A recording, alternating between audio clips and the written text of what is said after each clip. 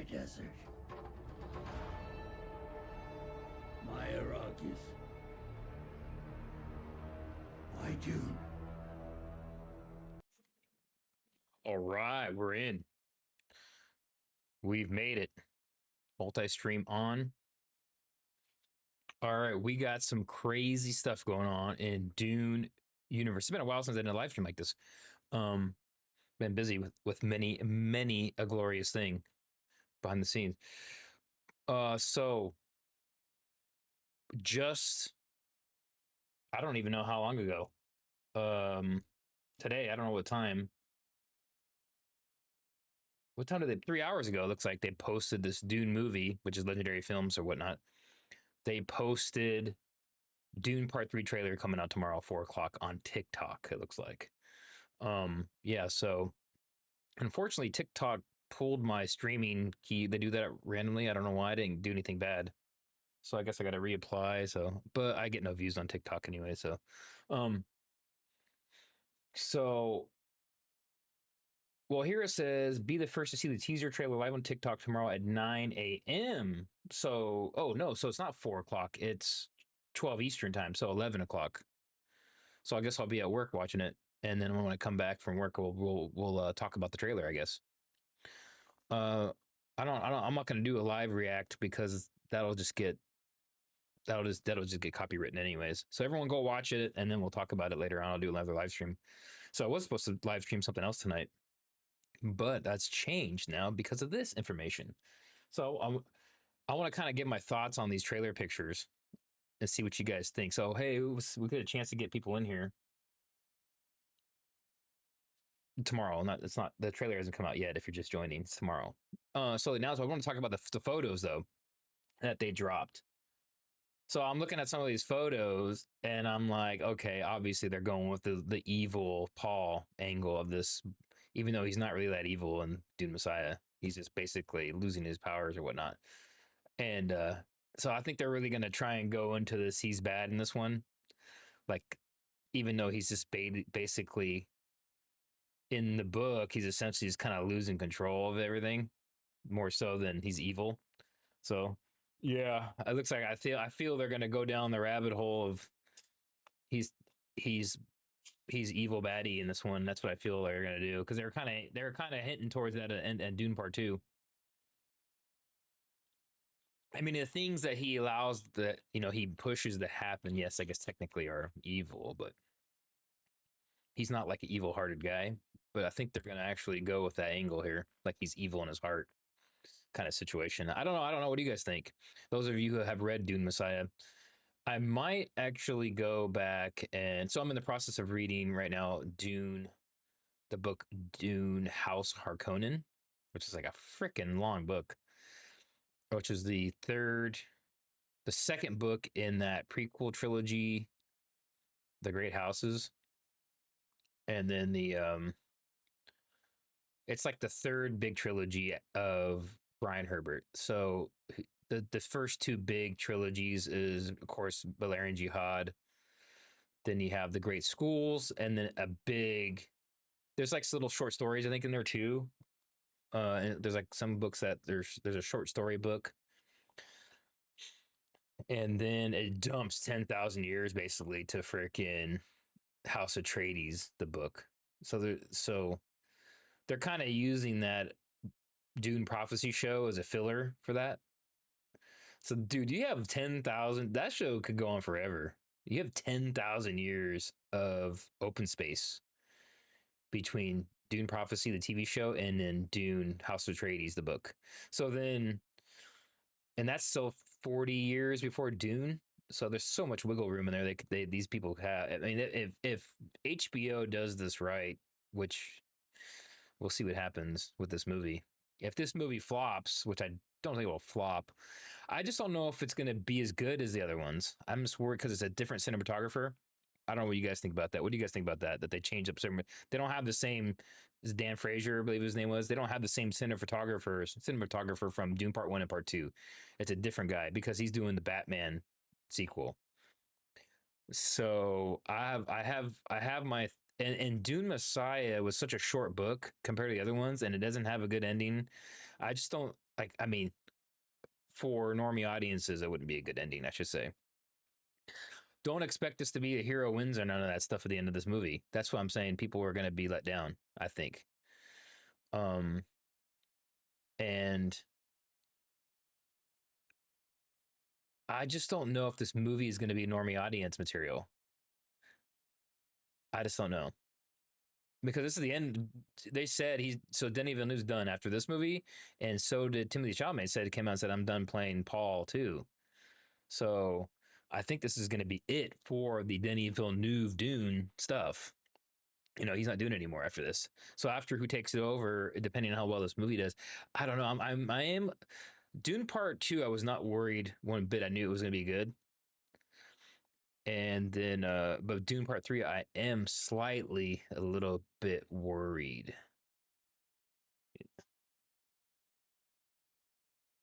So look at some of they're definitely going with the evil Paul here, guys. You see this, the evil Paul. Look, he has the burned eyes already.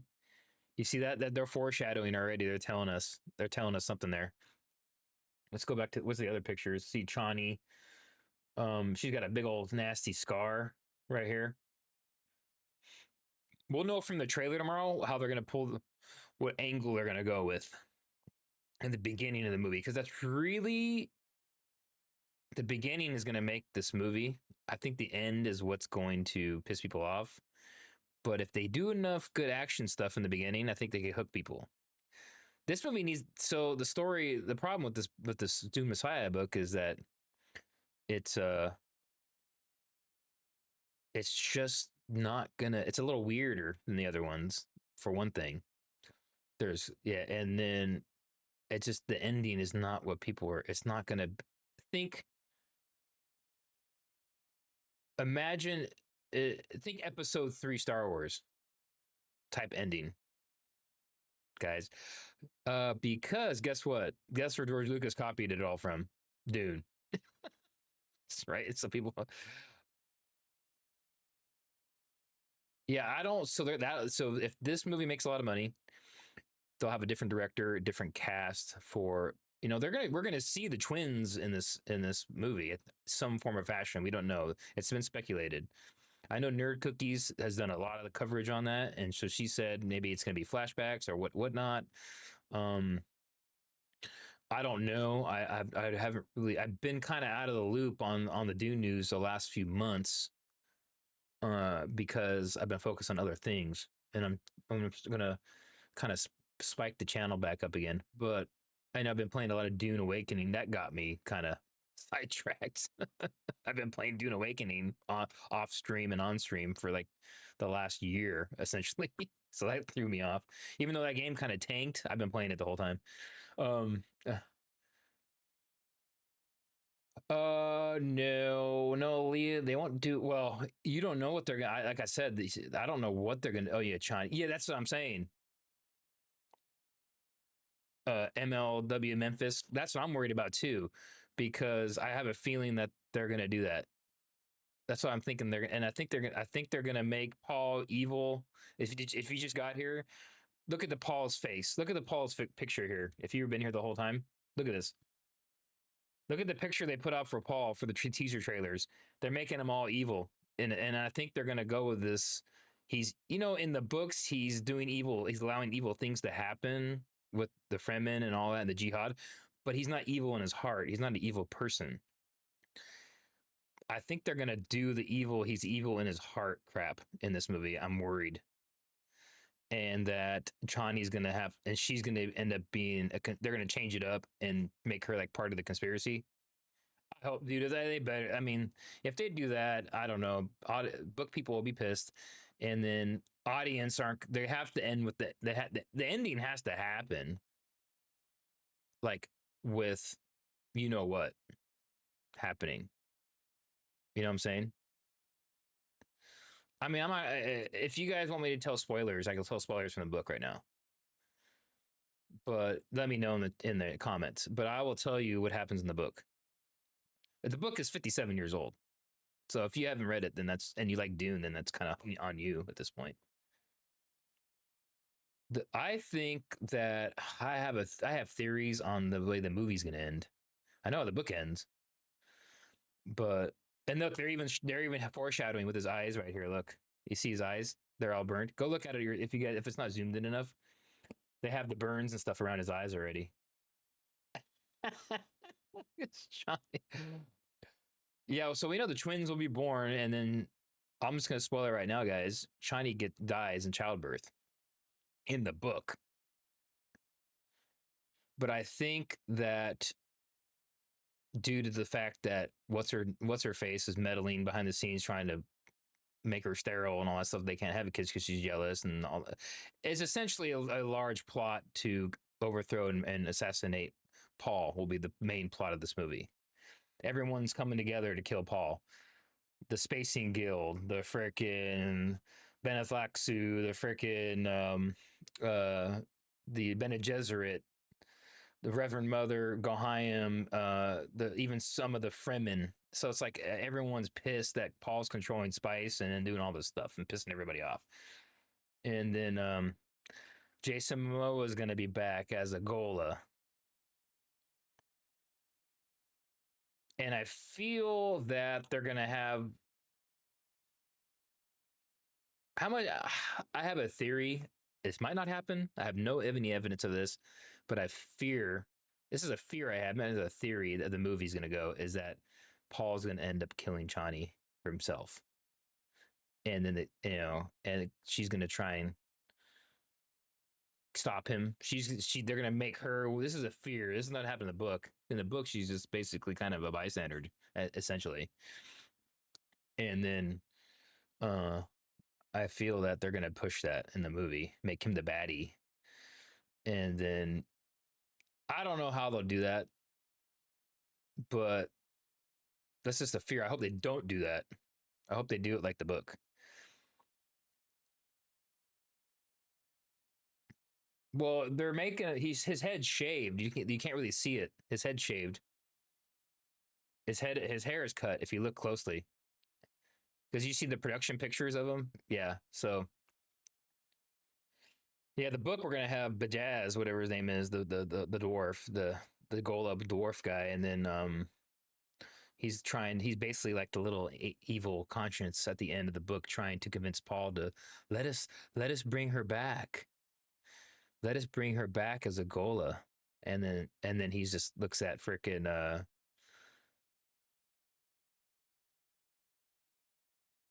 I, I mean, he's trying to get an Oscar on these things. He's trying to win an Oscar. They've been getting snubbed 2 years in a row. They got snubbed on Dune Part Two, and I think they got cinematography and sound, but they're trying to get Oscars directors and all that stuff for that. He's getting snubbed all over and over again. I don't think it's political enough for them. Like enough of their politics are put in there. Like most of these movies are that win stuff now. And I mean, I'm not saying either way that's bad or good, but I'm just saying that's just the way they're working it now. They have the Oscars board, and they have to have certain criteria to get movies and stuff in there to win and all that kind of stuff. And that's just a fact. And I just don't think that Denis Villeneuve's stuff had enough of those check marks. And it's all politics kind of running the Oscars now. And I mean, if you're into that, cool. If not, or if you went neutral or whatever, it doesn't matter. That's not really what I'm talking about. That's not debating, but that's the truth. And I think they might try to go with a whole Chani is the hero kind of thing. And I don't know. I'm just guessing. They kind of started doing that in Dune Part Two, because she was nothing like the Chani in the book, and that was the biggest change of a character they did from the book was Dune Part Two, which is my biggest problem with that movie. She's supposed to be Sayidina, first of all. She's supposed to be a true believer and on board. Then none of that stuff of her like Paul, this, that, and that. You can't do that, and all that stuff. You can't do this. She stands up in the council. That never happens in the book. That's all just made up. So like her being against him becoming Lisan Al Gaib is not. She does question when he's gone, taking the water of life in the book. He's gone for like 2 weeks or whatever in the book. He's like, "Where's Paul at?" Because she confronts Lady Jessica, and because no one tells her that he took the water alive. He's been in a coma for like 2-3 weeks, and this happens in the book. And she's like, "Lady Jessica, where the hell is my?" Essentially, it's her husband. And then where's Paul at? And she's like, he dead. He ain't waking up. He's not dead. But I mean, I'm just joking. But like, she has to tell her, like, what? You didn't tell me that he's freaking over here dying? And so then she goes and all that. So none of that happens in the book, in the movie at all. The stuff like, and they want to do it for dramatic effect, but I just think they're writing up this Chani to be the voice of. Well, he said that in the Dune Part Two. They said Chani is like the audience that's on, like looking in at everything. She's supposed to be the voice of reason for the audience. And Denis Villeneuve said that, if I remember correctly, I could be wrong. I'm pretty sure there was an interview where he said, "Yeah, the Chinese supposed to be like us, like, hey, this ain't right," the kind of thing, the common sense aspect of the. He used that as the vector for the audience like this, but I don't think it worked because Dune's not something you really tinker with like that because people know the book. See what I'm saying? So I just don't know if that worked. You know, that was everybody. And the only complaint I ever saw about Dune Part Two was the fact that everyone hated Zendaya. So I was just like, ugh, poor Zendaya. Because I like her. I think she's pretty good and stuff. She wasn't horrible like in the acting of it. It was just what they gave her. Well, I think that's Memphis. I think that's what they're gonna do. I don't think it's gonna. I think maybe she'll still die in childbirth, but something's gonna. I don't know how they're gonna do all that. I just think they're gonna make it more Paul's fault than. I guess that's a good way to put it. I think they're gonna make everything more Paul's evil, more so than everyone's going after him. Like they're probably gonna make it. They're gonna try and justify it to the audience that we shouldn't like Paul no more. Basically, is what I think they're gonna do. Instead of in the book, he tried to do it in Dune, and then that didn't work. When that book came out, Frank Herbert was like, "Hey, you're not supposed to like Paul." People were like, "Yeah, we love Paul," and then he's made Dune Messiah and was like, "Look, see, Paul's bad," and everyone's like, "No, we still like him." So it was just kind of funny. So I don't know. No, everybody liked Paul Atreides, so no matter what he did.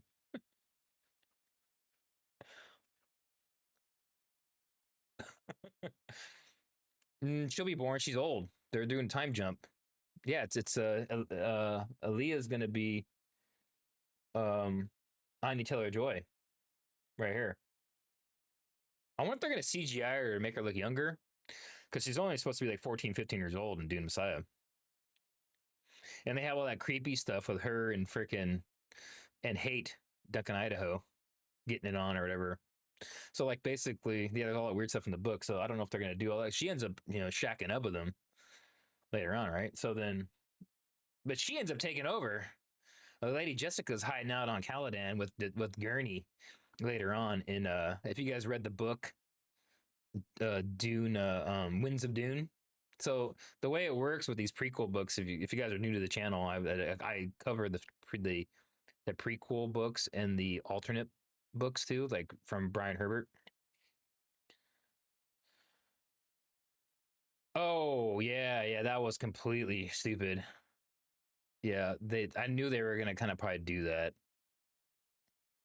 Yeah, Memphis, you're talking about in Dune Part Two. Yeah, she was supposed to be born because there's like a 2 year time jump, 2.5 year time jump between in the middle of the book, and then she's like a toddler, right? She's like she's like 2.5.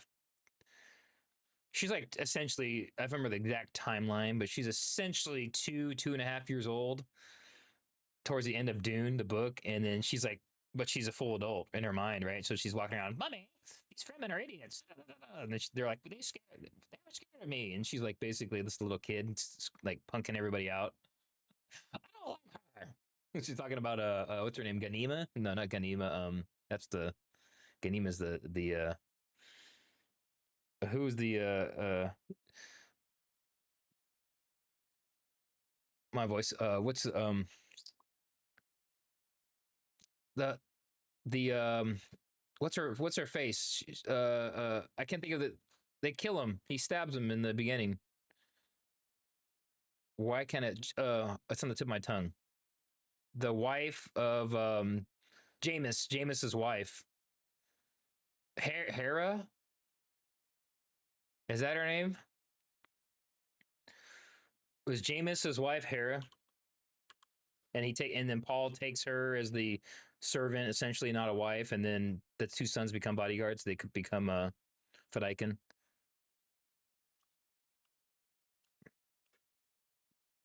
Yeah, my memory's good. I just looked it up. I was right. Hera Ganima's the daughter, is the one of the twins. But like the yeah, yeah. But Hera was Jameis's wife, who Paul took over instead of marrying her, made her like basically a nanny. But Hera, remember in Dune when she's complaining to Lady Jessica, "Mom, I hate all these idiots. They're all stupid." She's not saying those exact quotes. And then Hera comes in like, she's just so bad. She doesn't listen. She's like, I don't like her either. I always laugh at that part of the book. I don't know why. It's not supposed to be funny, I guess. But oh yeah, and the whole assassination plot of Leto, young little baby Leto. They totally always leave that out of the old movie and the new movie. They left that out of sci-fi Dune, didn't they? Too? Didn't they do that either? Does anybody? Someone tell me in the comments because I haven't seen it in a long time. Did they have her and him and Chani have a baby Leto that gets assassinated in the Dune sci-fi series? I don't remember. I don't think so. For whatever reason, I have the freaking like this. I have the DVDs of it, and I pulled them out the other day. The original DVDs from like 2000 or 2001 when the DVD box set came out. I remember seeing that in the store.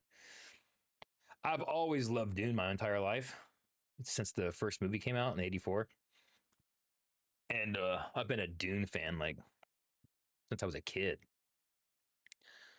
I remember when Dune came out in '84. I was just, and I don't think I saw it. We didn't watch it in theaters, right? When I was a kid, so I waited till it came out on like TV. Yeah, the left the first Baby Leto out of all media except, yeah, I don't know why they do that. Maybe it's just too much. Maybe they just think it's too much for the audiences to grasp that he has the first baby that gets murdered by a cider car when he's getting ready to invade Arrakeen. Because he leaves all a bunch of people. He leaves all the women's and kids back in the siege, and then they I have a theory. There's some scenes of Dune Part Two that I think it was like showing some of the kids that he took over from Jameis walking. Remember the scene when they're walking through after Siege Sabra got burned up or got bombarded, and there's a kid walking through. Oh, it's all on fire. I think that was one of Jameis's kids are supposed to be. I don't know. I don't have any evidence of that, but and another big thing they left out of Dune Part Two. I did a video on it. If you guys go back and look, I did 10 big differences of Dune Part Two from the book. They totally cut out Thufir Hawat working for the Baron and then trying to get Fade to kill the Baron with the slave boy, and then how he basically is about to kill Paul in the throne room. They totally left all that out. So he's just gone after Dune Part One. And they also cut out Lord Fenring talking all goofy and stuff. They have that little goofy language he talks to Lady Fenring with when they're in public, and then when they're alone, they talk normal to each other. They talk like idiots to each other in public on purpose, so people just think they're like unassuming morons. He talks with a stutter. Lady, oh my love. And then when they're alone, they're like, oh yes, we're plotting. Yes, yes, yes. Yeah. Okay, yes, they're idiots. No one knows what we're doing. They talk all normal. But they had her, at least they had her in it. She was a good choice. She was a good Lady Fenring.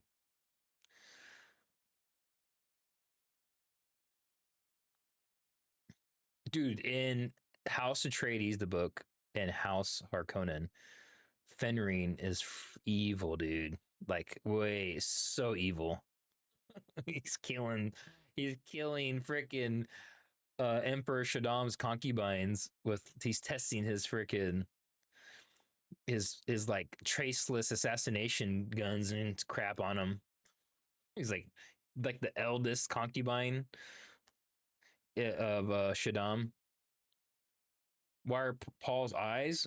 They're blue, and he's got eyes of a bod. You mean eyes like this, like while they're all burned up? Because he's gonna get his eyes burned.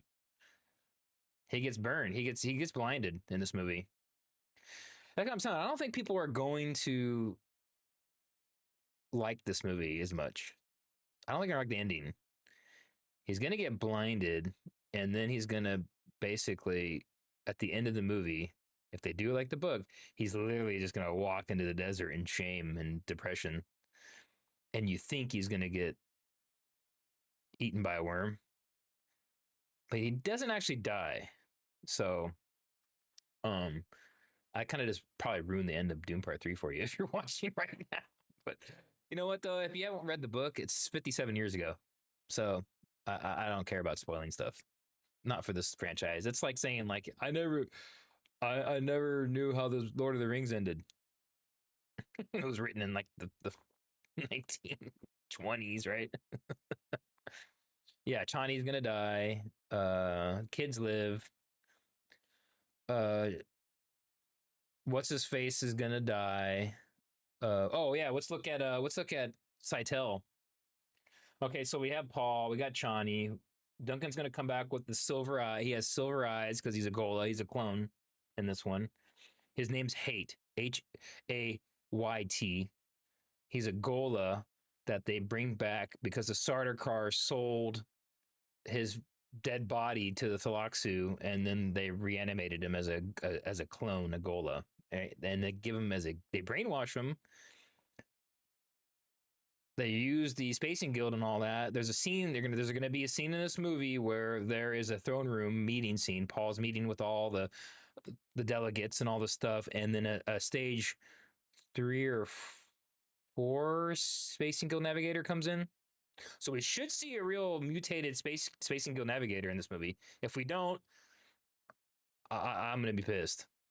Somehow we need to see some sort of Spacing Guild navigator talking and brings Hate as a gift. Am I right on that? I'm pretty sure the Spacing Guild navigator in conjunction, they're like with those Beneflaxu guys. He's talking to Paul. Paul's already doubting his powers. He's not letting on that his powers are diminishing, and he's sitting there like, oh, my powers are kind of sucky right now. I can't really tell what's going on. I can sense a little because he starts losing. That's the whole point. He starts losing his prescience. The prescience he had at the end of Dune Part 2 when he can just see every outcome, he can see every path. He starts losing that power in this movie, and he's like, "Crap, I don't know what's going to happen exactly." And then they throw Hate on him, and he sees Duncan, and he's like, "Oh crap, it's my Duncan!" And he's messing with him, and then he's like, "I know this is a trap." But Paul knows. He's like Duke Leto. He knows all these things. He still has his Atreides abilities, like his Atreides training, so he can still tell that this is a trap. But I want my Duncan back. So he's like gets a mitt. He's like, I am not Duncan. I am Hate and all this stuff, right? He's part of this plot to kill him too, but he ends up awakening his Duncanite memories. He survives actually, so he'll live, and he ends up boinking Aaliyah when she's it gets. I don't know if we'll see any of that in this movie because she's technically only like 14 or 15 years old. So Seitel, okay, let's talk about Seitel. That's the movie might start with this because that's how the book starts with Seitel. Seitel is the shapeshifter, right? And so he's going around. He's another vector they're using to go assassinate Paul, and they're going to. I'm totally ruining the whole movie here, probably. You guys mad at me? Tell me if you want me to stop. If you guys are watching still, you guys don't care. But like, so he's a shapeshifter. He's gonna come and he's basically worming his way in to get close to Paul. So he's like killing villagers and assuming and he'll change into him, look like this person, kill the next person, get closer, get closer. That's basically what he'd be doing, jumping, and he shapeshifts into victims. And then, hey, Aaliyah's like, hey, we got all these murders going on, and so she's flying around like Duncan, I believe, like with ornithopters trying to investigate, going out to these sites and stuff like investigating. So there's a little bit like of a murder investigation aspect to this as well. That's good. You all know. And then, correct me if I'm wrong. That's when she's like, She's hanging out with Hate, and she's like, I kind of like this guy. She's like, oh, I have feelings and things. Oh, I'm a teenage girl. In the book, she starts liking him, and then I just that's kind of it's kind of creepy. But but I might go back and just read it again because I haven't read. It's been like 2 years or so since I've last read Messiah, so I'm a little rusty on it. Might be 2.5 years. I read it a while. I read it like when Dune Part between Dune Part One and Part Two came out. I reread it. Dune Part One, the Dune, the book I've read like freaking a bunch of not a lot, but like 5 times. I love that book. It's so good. It's that man. I don't know why you can just it just boom, boom, boom. It's just so good. The way it flows and everything. Dune, the original Dune. And then my next favorite is probably so far Hall of Dune. So let me break that down. If you guys don't know, there's these Brian Herbert, the son, that came out with all these prequel and filler books. So you have essentially Dune, then you have Paul of Dune, which is like 4 years later after Dune, and it's basically the jihad's in full swing. And there's like a scene in there is badass where like assaulting different planets and stuff, and there's Fremen slaughtering kids and women, and then so Duncan or not Duncan, but Gurney's like, oh, I don't like these guys. They're just killing everybody. We're just supposed to kill them. We're supposed to just kill the men or whatever resistance, and then take over the planet. But the Fremen are just so going so crazy, Mahdi, Mahdi, and they're just chop, chop, chop, chop, chop, chop, chop, chop, chop, chop, killing everybody. And then he's like, don't, I give direct orders from Muad'Dib. We do not kill it. And then he has to like slice the throat of one of the Fremen right in front of all these guys, in front of the unit, just to be like, I'm in charge here. No, you guys are not in charge. Freaking Muad'Dib put me in because he's basically leading these assaults. Gurney is like the lead commander. Him and Stilgar. Stilgar is jumping on Kaitane, and he's invading a different planet. But the book is freaking badass. There's a scene in there where the Fremen don't know how to swim, and they're going to be invading water planets. So they create like this indoor swimming pool, training pool on near Arrakis, and they're like they line all the Fremen up like, oh, it's water. We don't know. We've never seen this much water before. And then they're pushing them in the water, into the pool. Okay, go get the coin. And they throw the coin in. Get the coin and come back. And then they're throwing them in, and they're like, I can't swim. And then one of them goes down and drowns. One of the Fremen. I think it's the one he kills later that starts killing everybody. And he drowns, but then they pull him out. He has the coin. And then all the other Fremen are like, oh, he is blessed. He come back from the water and all that kind of thing. And then he thinks he's blessed and touched by Muad'Dib and all this stuff because he drowned and then came back to life. And then I don't think they did a good enough job showing how fanatical the Fremen are in Dune Part 2. They're highly fanatical. Maybe they're going to show it in this one. But, I mean, they show them, like, cheering and everything, but it doesn't really show it like... I mean, at the end, they're basically listening to every order Paul says. So I guess they kind of did. But yeah, that book is cool, man. They have to hide Leto's skull in the desert because they're worshiping it, dude. Pilgrims are Duke Leto. They have his skull on a display. They hint at that in Dune, right? The Vision, Dune Part One, I think it is, where are they worshiping the skull? I thought that was a nice touch because that's in the book, Dune, the Paul of Dune, when they have to hide, they have to move it, they have to hide. So him and I think Lady Jessica and they all go out there and they have to move the skull to hide it because it's causing too much chaos. All the Fremen pilgrims are like going to worship it and then dying. They're like dehydrating. Worship the skull, father of Muad'Dib. So it's cool. It's a cool book. Yeah, I'm reading uh right now I'm doing House Harkonnen. I've read all the earlier books already. I've covered those on this channel. So Butler and Jihad, Machine Crusade, Battle of Corrin, Sisterhood of Dune, Mentats of Dune, Navigators of Dune. and I've read House Atreides, and then I'm on House Harkonnen right now. So and then after that's House Carino, and then there's this Princess of Dune, which I have not actually read, which I have a Dune channel, but I've read a lot more I think than a lot of people have. So most people have not read those old the prequel books, so I think I have a little bit of a leg up, but that's a lot of reading. So I have a full time job, and as you can see, I have all this Dune stuff behind me. Are you guys old? Are you guys prior followers of my channel, or did you just find me tonight? I got a decent amount of subscribers. I just haven't been live in a long time.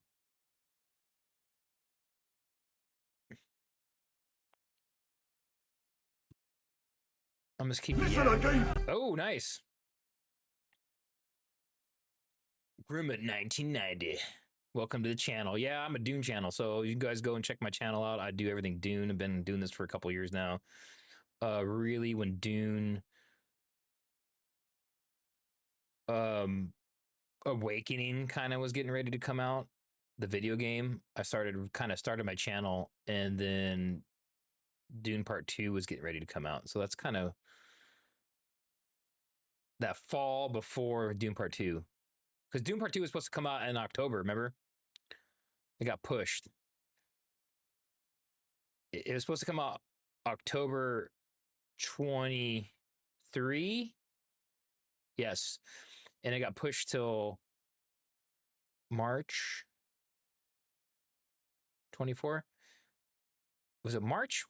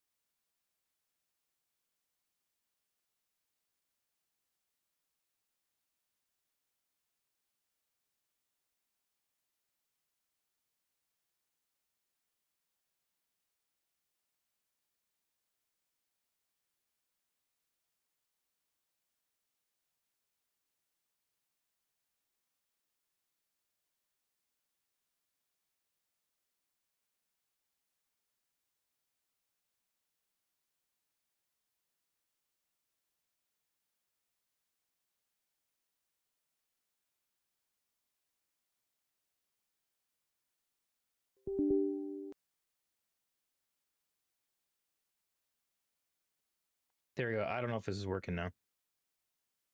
Is it back? Are we back on? Are we back? Find here in a second.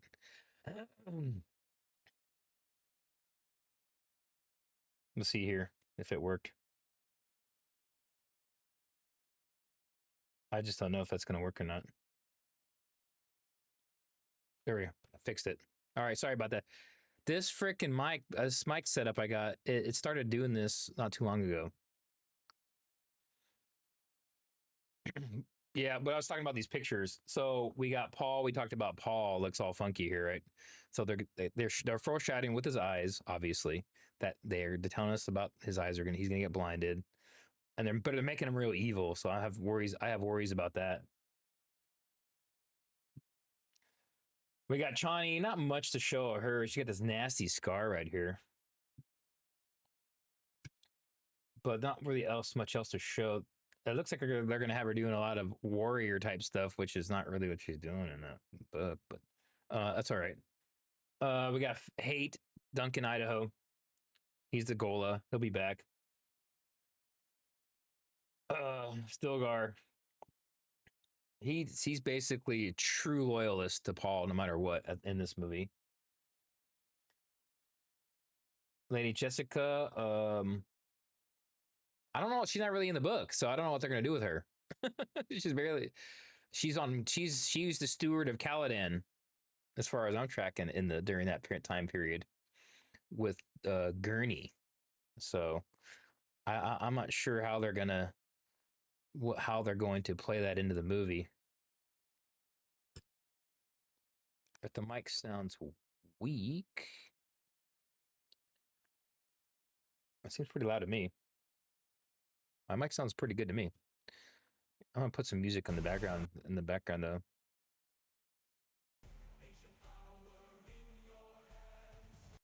gonna play some music in the background. But anyways, yeah, she's the abomination. So basically, Aaliyah gets possessed by the Baron later on. But I don't think they're gonna do it. They might do that in this. I don't think they're gonna do that in this. You think they're gonna do that in this?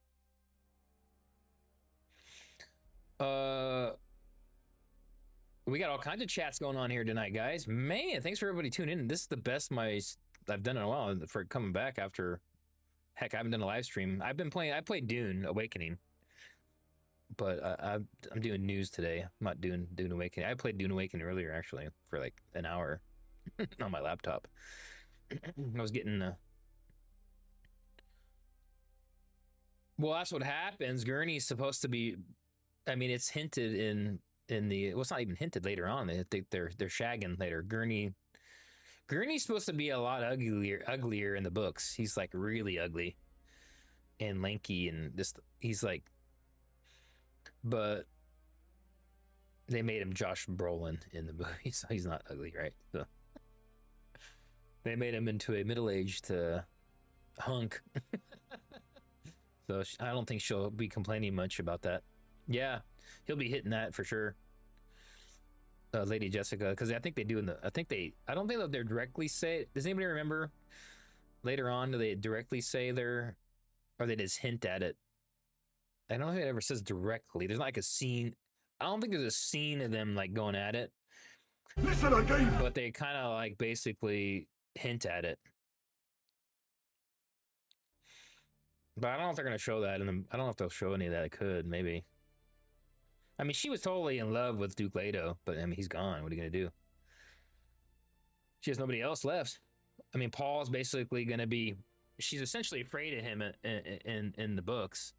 She's afraid of Paul in the books. They do talk about that. So her son's like basically gone from her little boy. So she doesn't really have anybody left. But Gurney, it's still kind of normal, right?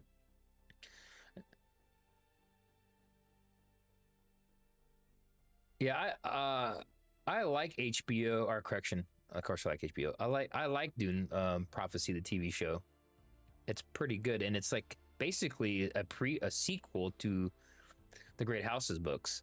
So at the end of, I talked about this before in this channel, at the end of Navigators of Dune, she says she's pregnant, at the end. So they're basically it's oh my god, all these names, dude. It's uh Valia Harkonnen and the sister Tula go to a kind of a junk planet, and they track down Vorian Atreides. They want to kill him once and for all. That's what they want revenge on. And this is like when they're 20 years old or something. So, you know, Dune Prophecy takes place, they're like in their 50s now. Maybe late 50s, mid 50s. So 34 years, 35 years before that show, the Great Schools books happen. And their big thing is to get for vengeance on Vorian Atreides. Valia's goal is to wipe. She's not the Reverend Mother of the school, but you know, it shows a prequel. So that scene where she murders frickin' what's her face with the voice, that happens in the book. That's a direct scene from the book, but it's not direct. It's she does it in the room where the Reverend Mother's dying.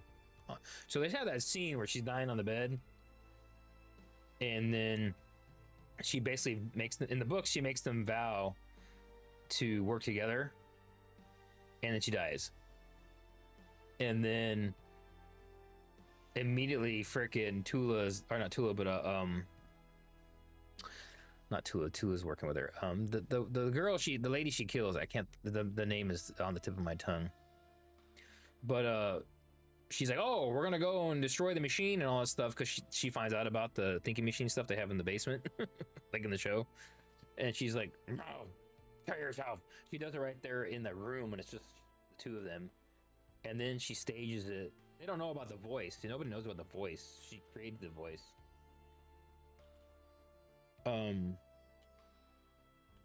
She hides the voice for years from the sisterhood. And what's her name? Who she kill? It's her. It's Reverend Mother. She's not a Reverend Mother.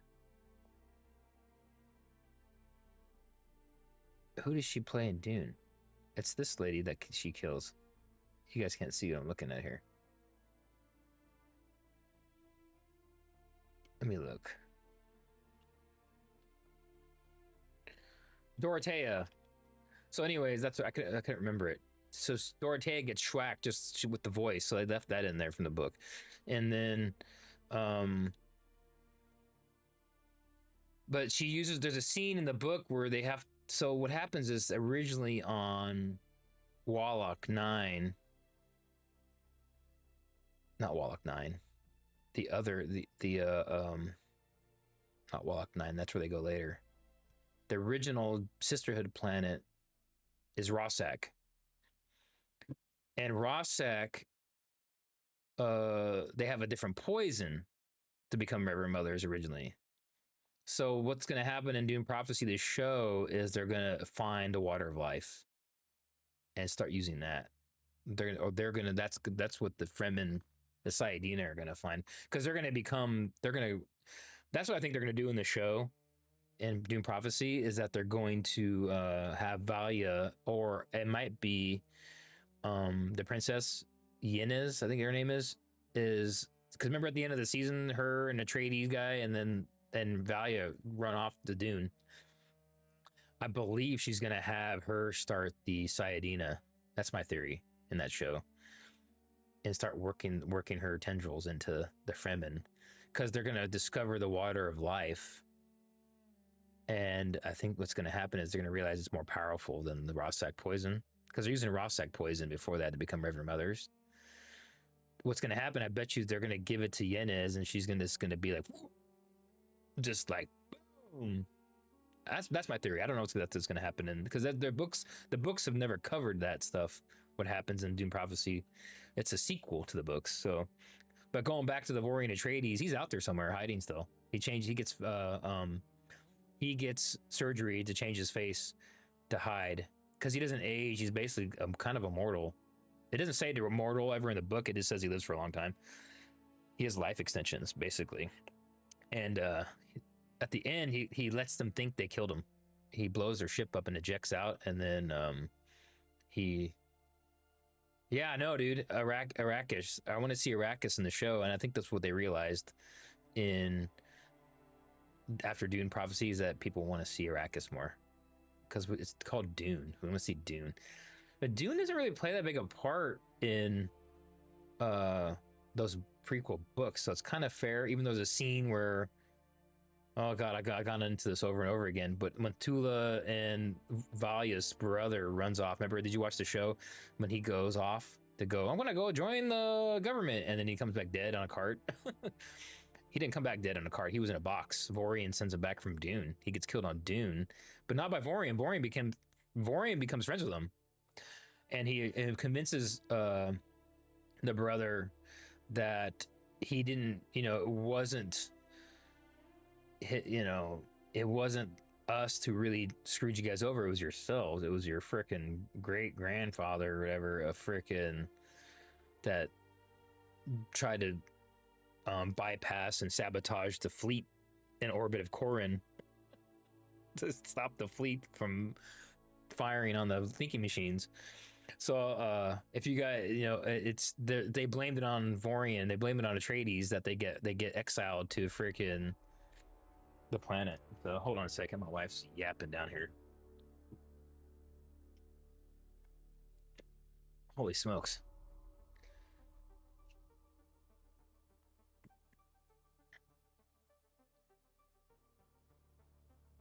Let me look at it. Let me follow up on the comments here, guys. Before I just keep yapping here.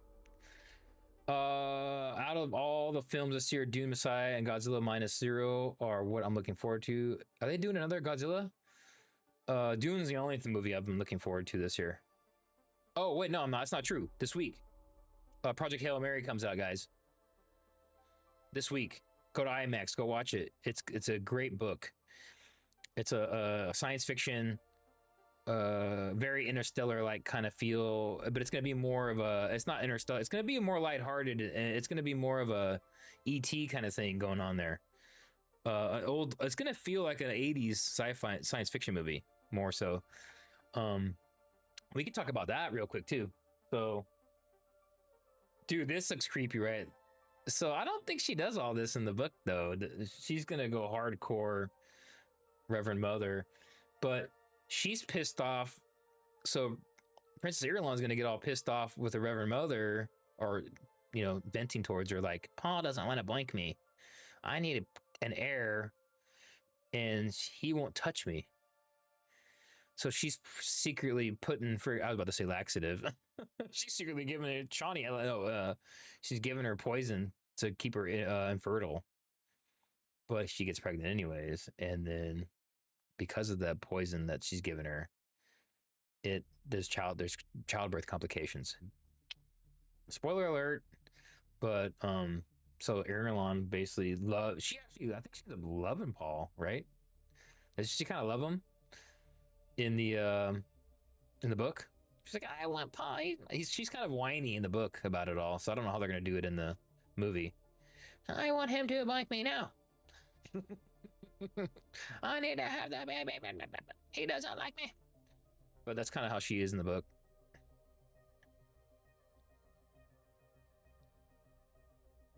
You know what, guys?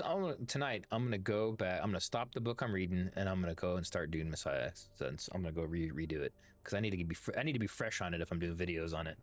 So just for you guys, for the audience's sake, I can't be a Dune channel. I don't know exactly what I'm talking about. So, because trust me, the Dune crowd will come after you real quick if you say one little thing wrong on accident.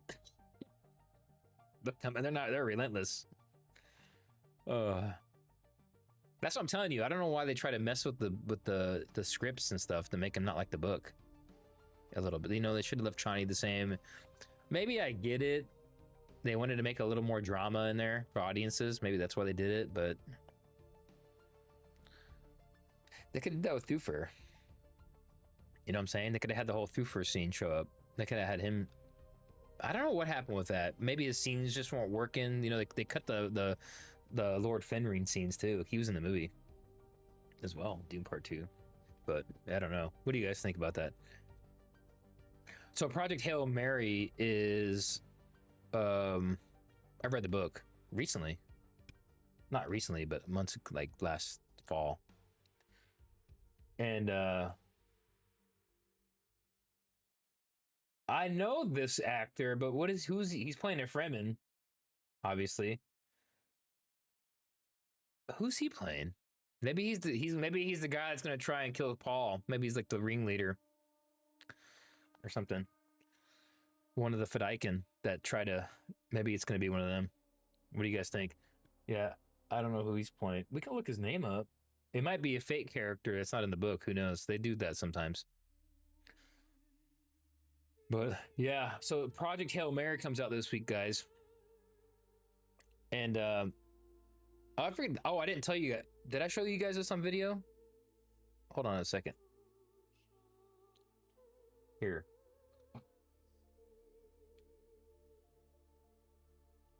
Here, hold up a second. Hold on a second.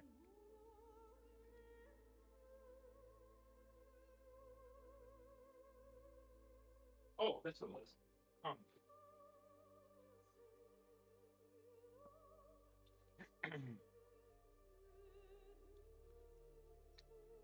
I might have showed you. I might have showed some of you guys, but I don't think I showed everybody.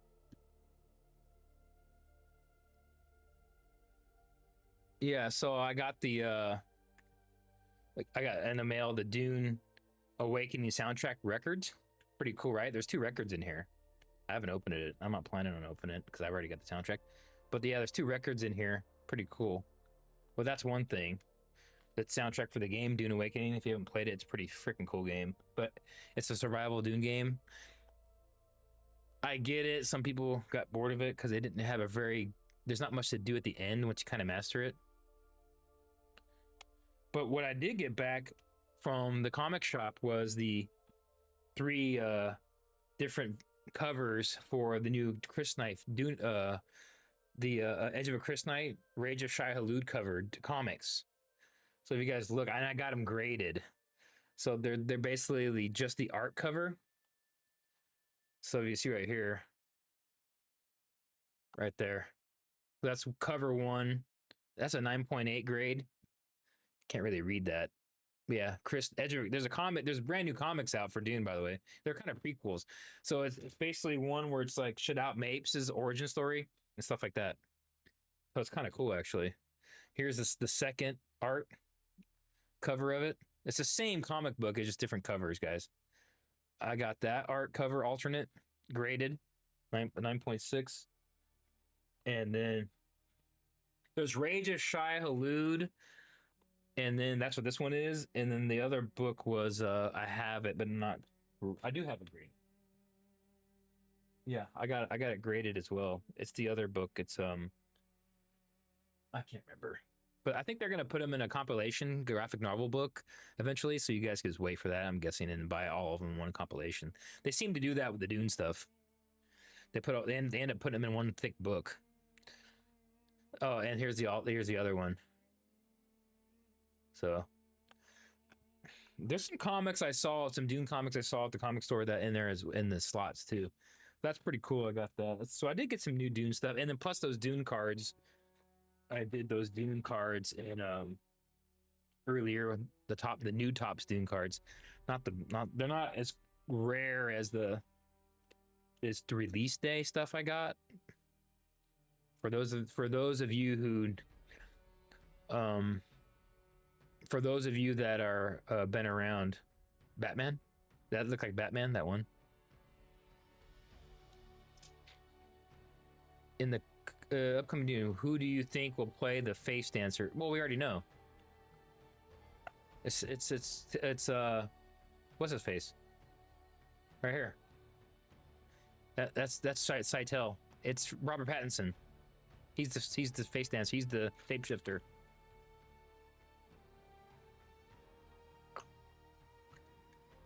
Yeah, we already know that. I don't know who's playing Bajaz. Bajaz?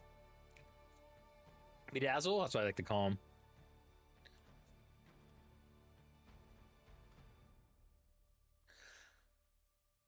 Bajaz. So BJ he's like the little Beneflaxu dwarfy guy. Press like little And nope, I don't think they've cast. I don't think they've shown the casting for him. He's a little dwarf clone guy that's like kind of hanging around. Um, he's hanging around Paul, and he's like, "Hey, yes, hey, yes, hey, your wife is dead, but I can bring her back if you join us." Yeah, they're just trying to worm their way in to mess with them more. And he's like, "No, I'm still guard. Take this guy out." He's like, "No." He's still guard, just cutting his throat. And the guy's like, "Yeah." I hope they do show that scene in the movie. His legs. They won't do that though. I don't know. Are they even gonna have him in the movie? The rumor was Peter Dinklage was gonna play him.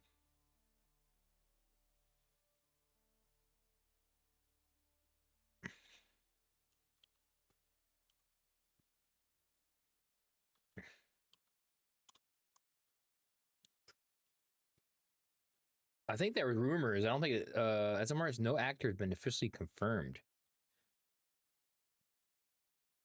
I don't think they're gonna have him in the movie, dude. Because you know how they are. Hollywood doesn't do the dwarf thing anymore. Um,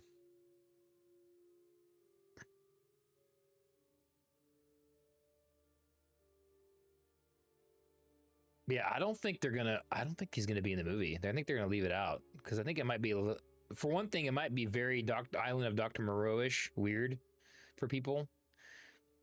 I just don't think audiences really. I think people are uncomfortable now with dwarfs being dwarfs, which I don't get because they're literally they can't change that about themselves. But like it's just like I don't know. I don't get that whole thing. But the rumor is that when he did this interview like a couple years ago, after he made his millions from Game of Thrones, the rumor was Peter Dinklage went and did an interview saying like Hollywood shouldn't typecast dwarfs anymore and give them roles. And they're like, oh wow, dwarves don't like being in movies and making money. We'll have to CGI everybody now. And then that was like everyone's like, no, you jerk. So he basically gate kept it all for everyone after he made his millions being a dwarf. The biggest show on TV ever. That's kind of like what people say. I don't know how true that is.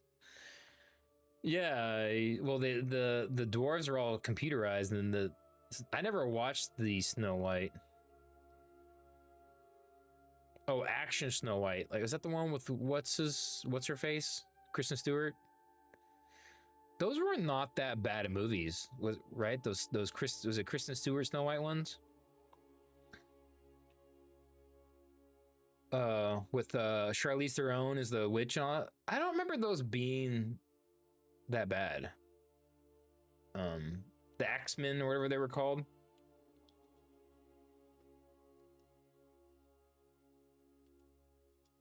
Uh, uh, um, Snow. It's like the Axemen, Huntsman, Snow White and the Huntsman. Is there only one of them? I remember kind of liking that movie. Like not like my favorite thing, but I just remember it being not too bad. The Snow White and the Huntsman. It wasn't that bad. You know, Kristen Stewart can be really good in a movie when she wants to be. So like sometimes her stuff just sucks. But then sometimes you'll see a movie that she's like, this movie's good. Dude, what's that movie where it's literally called Underwater? If you guys haven't seen it, dude, it's an underwater science fiction kind of thing.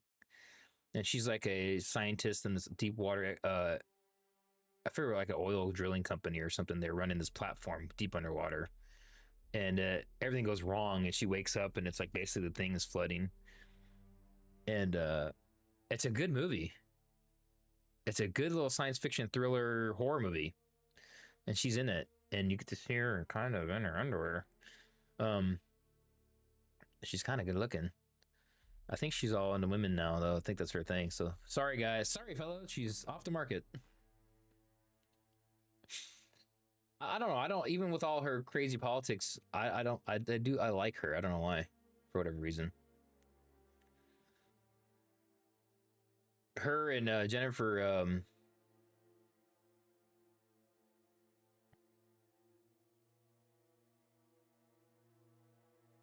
Jennifer. I can't think of her last name. She was Game of Thrones, not Game. Hunger Games. What's her name? Quick, something I can't. I'll tip my tongue. I really like her. She's married with kids and all that. That's funny. She's a good actress. I don't know why she doesn't get more movies. Well, supposedly, I don't get that whole. I don't buy it. It's because she was politically outspoken. Because all the actors are. But she was the one not getting roles. Something else was going on behind the scenes. Come on now. Because they try to say, like, well, I talked about politics and it hurt my career. It's like, what? It doesn't hurt anybody else. Why would it hurt you? I don't get that. Look at what's his face. He gets all the roles still. And he's hardcore political guy from the Hulk. You know what I'm saying? So I think there's other. I think they're using it as an excuse. There must have been other stuff. Kristen Stewart too. She doesn't really get as many roles. Like. Do they just don't? Is it a money issue? They just don't bring in the audiences anymore? Is that all? Is it that cut and dry? Maybe it's that simple, a money thing. Jennifer Lawrence, she's awesome, dude. She's in a great freaking science fiction movie with Chris Pratt, where they're on that colony ship. And I know it tanked at the box office, and people say they don't like it, but I think it's a great. I'm gonna go watch it tonight. That movie's good. It's called what's the name of that movie where they're on the ship? I'm brain farting everything tonight, guys. They're on the colony ship that's going cuckoo. Passengers. If you guys have not seen the movie Passengers, that movie's really good. I think it's really good. Yeah, Passengers. Tian Shao. Yeah, that movie's good. Yeah. Dude, did you guys watch that Hunger Games prequel? That movie sucked. That prequel one where it's like the early hall gets blown up by terrorists and stuff when they're in the middle of it, and it's got that one annoying lady in it. She thinks she's a great singer, but she's not really. She's like no emotion in her face. Dude, that movie sucked to me. I really tried to give it a chance, and I was like, this movie's, and the ending was stupid, lame. Yeah, that's what I'm hoping. So,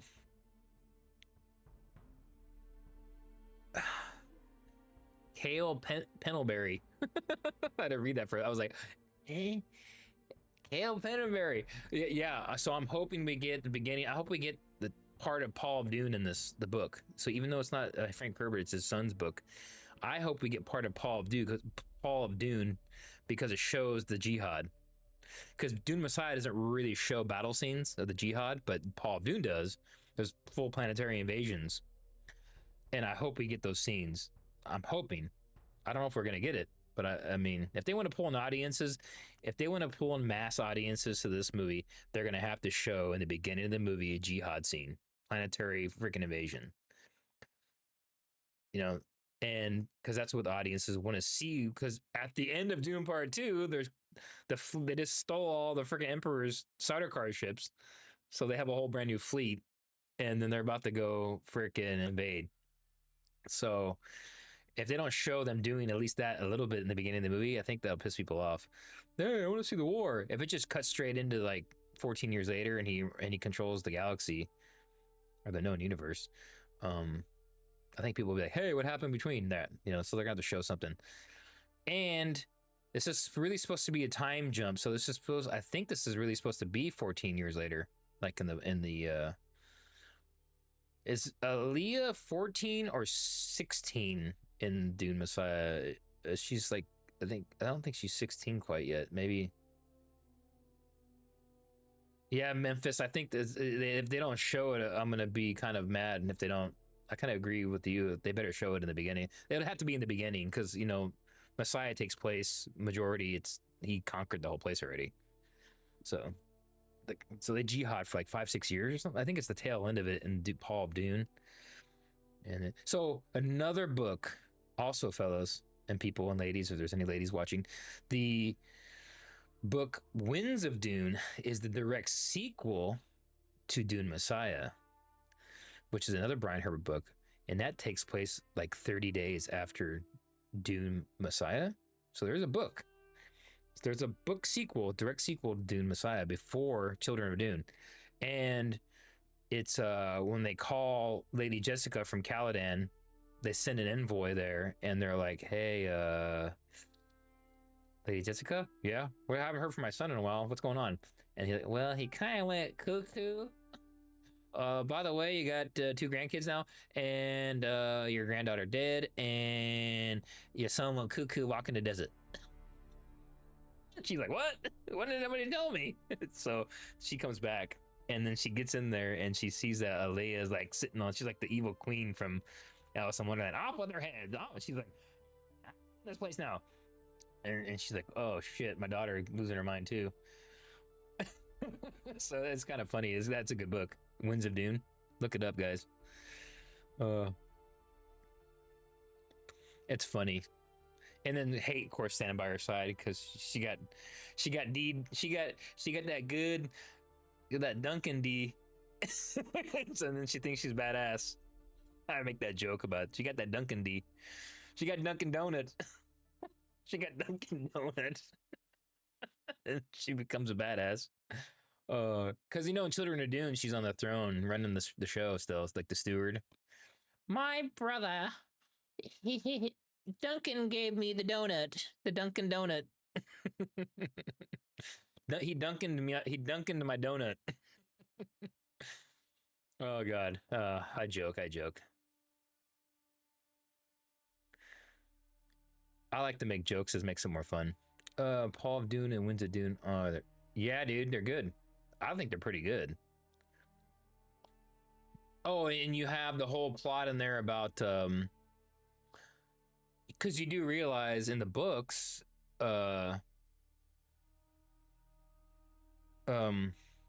she got knocked up. Lady Fenring gets knocked up by Fade. It talked about it in the movie too, but Fade has a daughter, and they try to brainwash her into schwacking the old Paul too. And I think Paul kills her. Remember correctly? Fade has a daughter too from Lady Fenring, and then Lord Fenring and her were kind of like, yes, we have our next plot, get rid of Paul, and they kind of use her. It's kind of messed up because she's like basically brainwashed by them to be like, yes, you hate him, you hate Paul, he killed your dad. I do. She doesn't know what the hell's going on. And then she's like, yes, and then it's like, so she gets kind of used in the whole thing. She's kind of she's really kind of innocent. I think that's in Paul of Dune.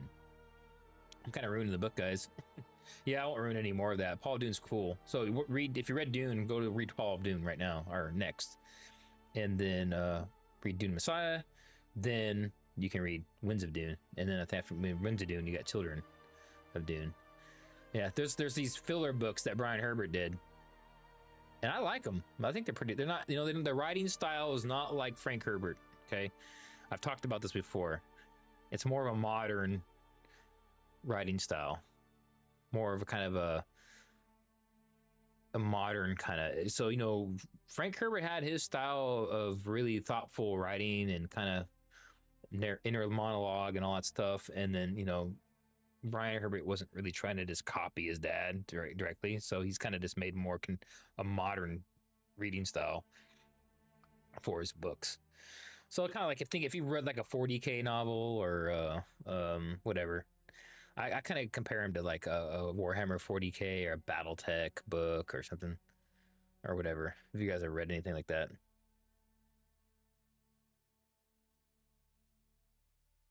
Oh, we were gonna talk about this week. We got you guys made me forget. We have Project Hail Mary's coming out. So let's look at that real quick. I'll show a picture. So I gotta go to bed soon. Oh, I'll be doing a live again tomorrow night. So we'll be covering talking about the trailer. So tune in tomorrow, guys, around the same time ish, 8, 9ish. I'm gonna go live again. Same setup. And then we're gonna cover our thoughts. And I won't show the trailer because I get copywritten, but I'm gonna do still cuts of the trailer. And we're gonna talk about it and analyze it. So, and then I'll probably do a video of it too. So Project Hail Mary, if you guys know nothing about it, I'll pull up a picture of it. Why can't I just zoom this in, dude? I just want a picture of it. Yeah. Well, this is kind of like a. I want to show like a picture of it. We'll just show right here. We'll just show the pictures right here. So, anyways, Project Hail Mary is the same guy who made the Martian. So Chani, real quick before we get into this, Chani's supposed to just be the pregnant wife, kind of sidelined in Dune, Messiah for the most part, right? She's barely in it.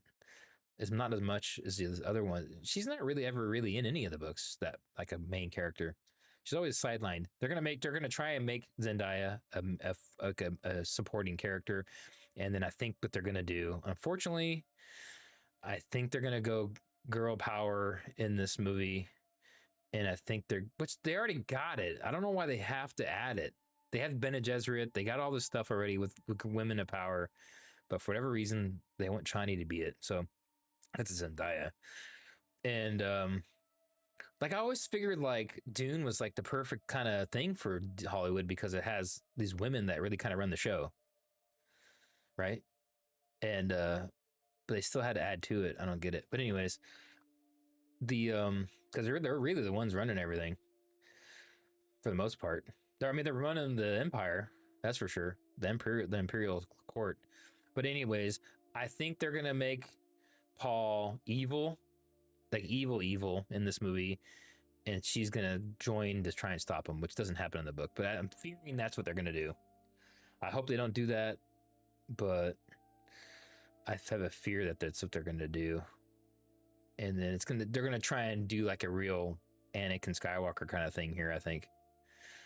Even though in the book he's not evil in his heart, he loves his family and the people he loves. So he's just like, he still has to run the golden path so everyone stays alive. That's what he's trying to do. But then he starts losing his powers. So he's like, oh crap, he's not evil. Paul was never like a personally in his heart an evil person. They're trying to make it, and the movies look like that though. So I mean, he does bad things, but like, you know, he's invading all these planets and people are dying.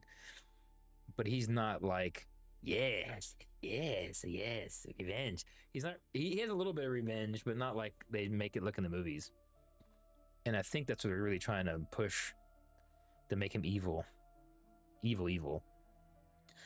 And I'm kind of worried that's what they're gonna do. Because look at that. I mean, going back to the picture of him, dude. Look at this. They're gonna go for the evil. They're going for the evil angle. Look at this picture.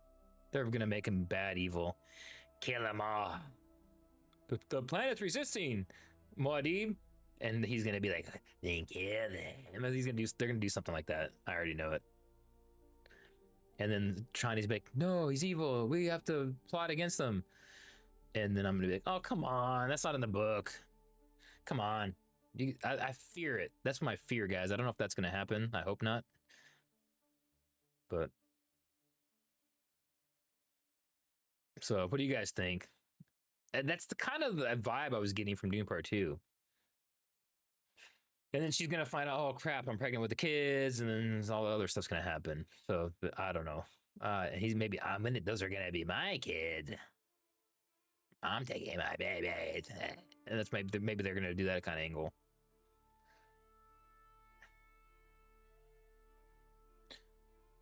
I mean, it's true. It's Baron's his grandfather. That's in the book, but he never says like in the book like or act like Harkonnens now. He never does that, and he doesn't kill the Baron in the book. Alia kills the Baron. She's a little kid. She used the Gom Jabbar on him when she gets captured. When they kill, so the Sardaukar go in. They're in the book. Okay, this is how it goes. In the book, remember they're planning to assault the city, right? He's up in the mountains, and they're gonna shoot the atomics and all that stuff, right? In the book, they just ignite them, but they don't actually launch rockets, I don't think. But they plant them in and blow up the ridgeline. But that's a side issue. Back at the siege, he left him and Chani have a baby already in Dune, and they're back there. Well, while he's moving all the Fremen and planning that operation, Sardaukar are going into the siege, and then they murder his son, and they capture Alia. We found the Muad'Dib's sister, and there's this whole scene where he's in the throne room, and then she's like basically kind of almost similar to the original Dune movie. So the original Dune movie got that right. He's like, "Get closer, Baron," and then that kind of thing. And then in the book, she's gets him with the Gom Jabbar.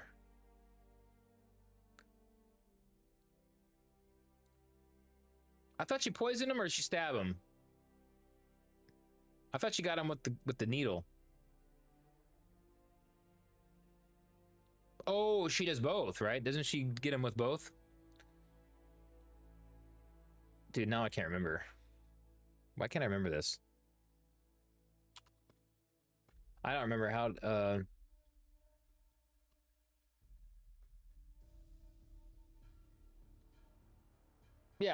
Yeah, she's got him with the needle. I was right. She stabs him with the needle. Poison Gom Jabbar. I was right. Atreides Gom Jabbar. Yeah, I was right.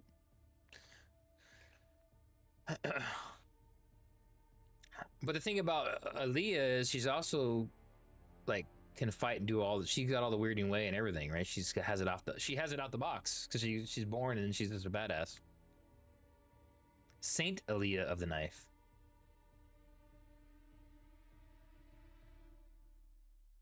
She's called Saint Aaliyah of the Knife, but she kills him with a needle, which is kind of weird, right? But I don't know. Yeah, so Dune 1984 Dune actually got it right with that part, really, compared to Dune Part 2. There's some stuff in Dune 84 that's way better and more real than with the Dune Part 1. But a lot of it's that movie's so cheesy, dude. Dune Part 1 got really good. The test in the entire beginning of the movie, man, with on Al Caladan. But that was really good. And then, but the part where he's pretending to be asleep, I think that's out of the book. They didn't have that in the movie. The one thing they left out of Dune Part 1 was when Duncan sets the laser trap. That part I was like hoping for that was going to be in the movie, where he sets a laser trap, a shield trap, and then when the Harkonnens are zapping it, or Sardaukar and Harkonnens are zapping it with lasers, they don't realize it, and then it creates a chain reaction. This little nuke goes off and over the ridgeline, and then Duncan's like, "Hey, gotcha," during the escape from Arrakis. They never really got into that part of the lasers reactivity, where if you shoot a shield with a laser, you go critical. It goes critical, and I don't know why they didn't do that. They never really talked about that. Maybe they'll talk about it in this one. I don't think Denis Villeneuve cares about that stuff. He talked about in interviews he only cares about the Bene Gesserit. That's like his favorite thing about those movies or the books. So he likes the Bene Gesserit part. So I don't think he was a tech guy. He didn't care about the tech of it as much as but that's like what I'm into. I like tech and ships and ship battles, and that's kind of my thing. But I don't know. But anyways,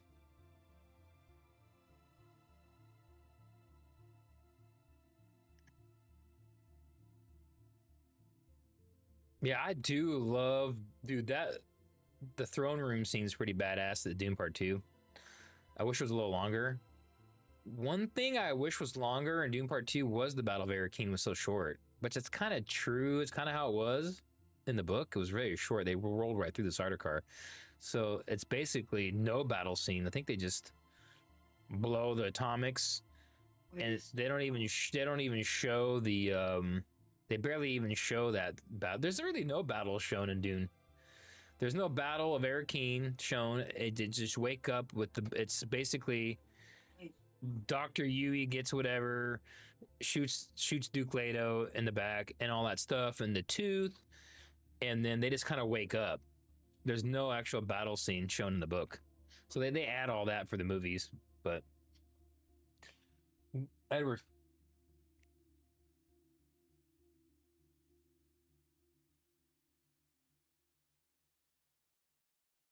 my kid here is yapping in the back of my ear here, and I'm live. He's on a bed because it's spring break, and everyone's running around the house right now still, and it's like freaking 11 o'clock at night. I gotta go to bed because I gotta go to work. I gotta work too. But anyways, normally I wouldn't care if he's in here, but he's just yapping. I'm trying to talk. Anyways, Project Hail Mary. So we're going to talk about this, and I got to go, guys. But so this comes out this week. Project Hail Mary. His name's like Grayson or something like that, the main guy. And give you the quick rundown without spoiling this movie.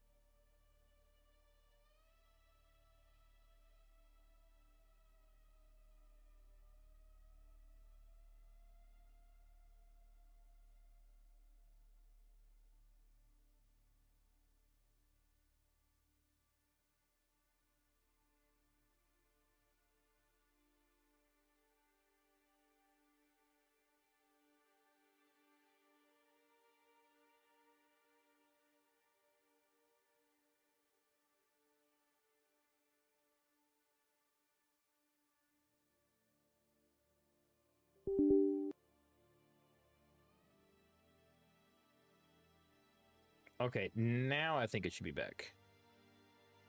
So we'll find out in a second. I'm going to start talking here.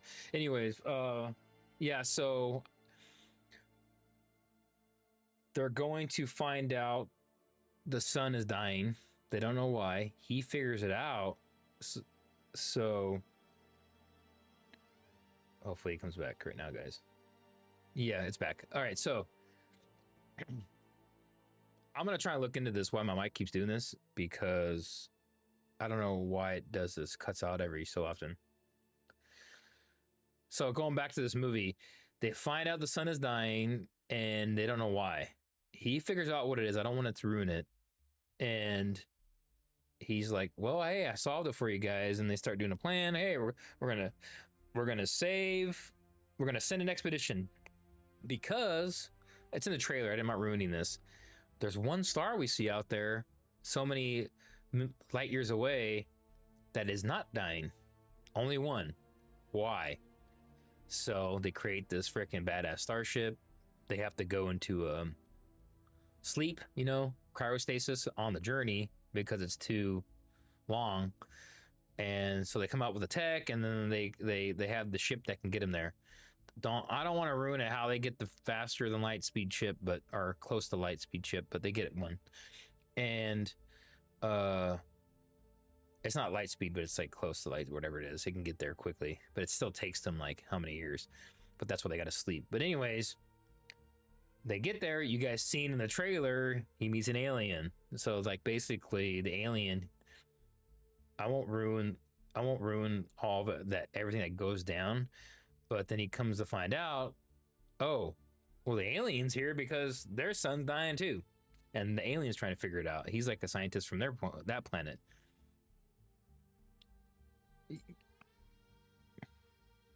It's not the first time they said this. The sound is low. Okay, yeah. For whatever reason, they said the sound is low here. I have it cranked up here.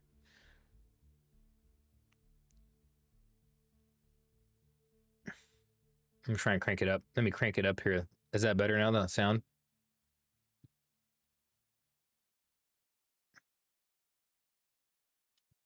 I'm gonna go up another thing here now. I got my sound cranked all the way up now.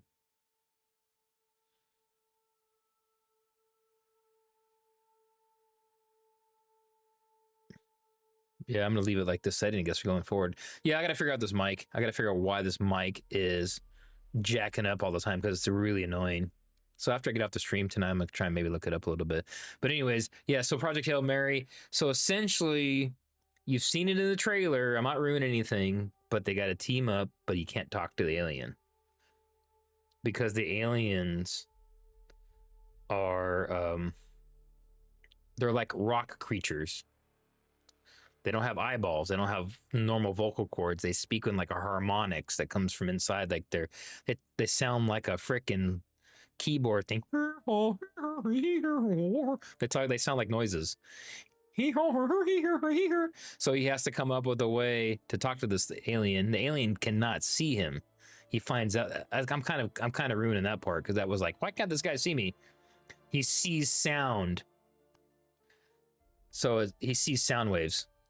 That's one of the reasons he figures out how to talk to him.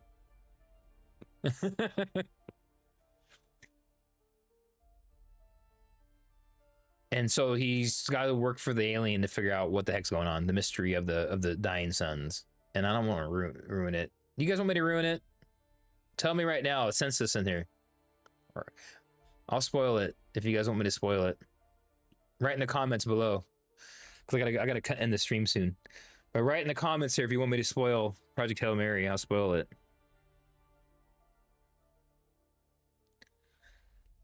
I will spoil it if you guys want me to spoil it. Or else leave. If you don't want to be spoiled, leave, because I'm about to spoil it. Hey, if you guys are just tuning in, I'm about to spoil the Project Hail Mary movie. And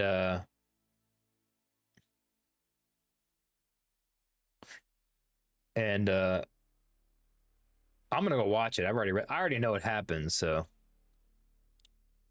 it's a very ET-ish kind of buddy, alien buddy movie.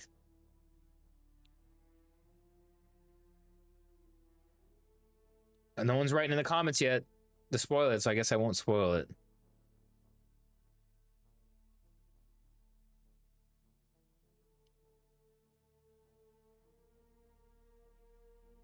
Okay, so I'm gonna give you 5 seconds. Whoever's watching, then I'm gonna spoil Project Hail Mary movie that comes out this week, the science fiction movie. All right, so if you don't want to know, leave the stream. But I'm gonna spoil it. All right, so you're watching now, then it's gonna be too late. So I'm gonna give it 1, 2, 3, 4, 5. Okay, here I come. I'm spoiling the movie. I'm spoiling Project Hail Mary. It's an alien. The thing that's killing the sun, the stars everywhere, is a alien microbe called microphage. And he's gonna come up with the name of it. They find out this alien microbe is survives in space, and it can basically, it's fast. It can move at light speed back and forth.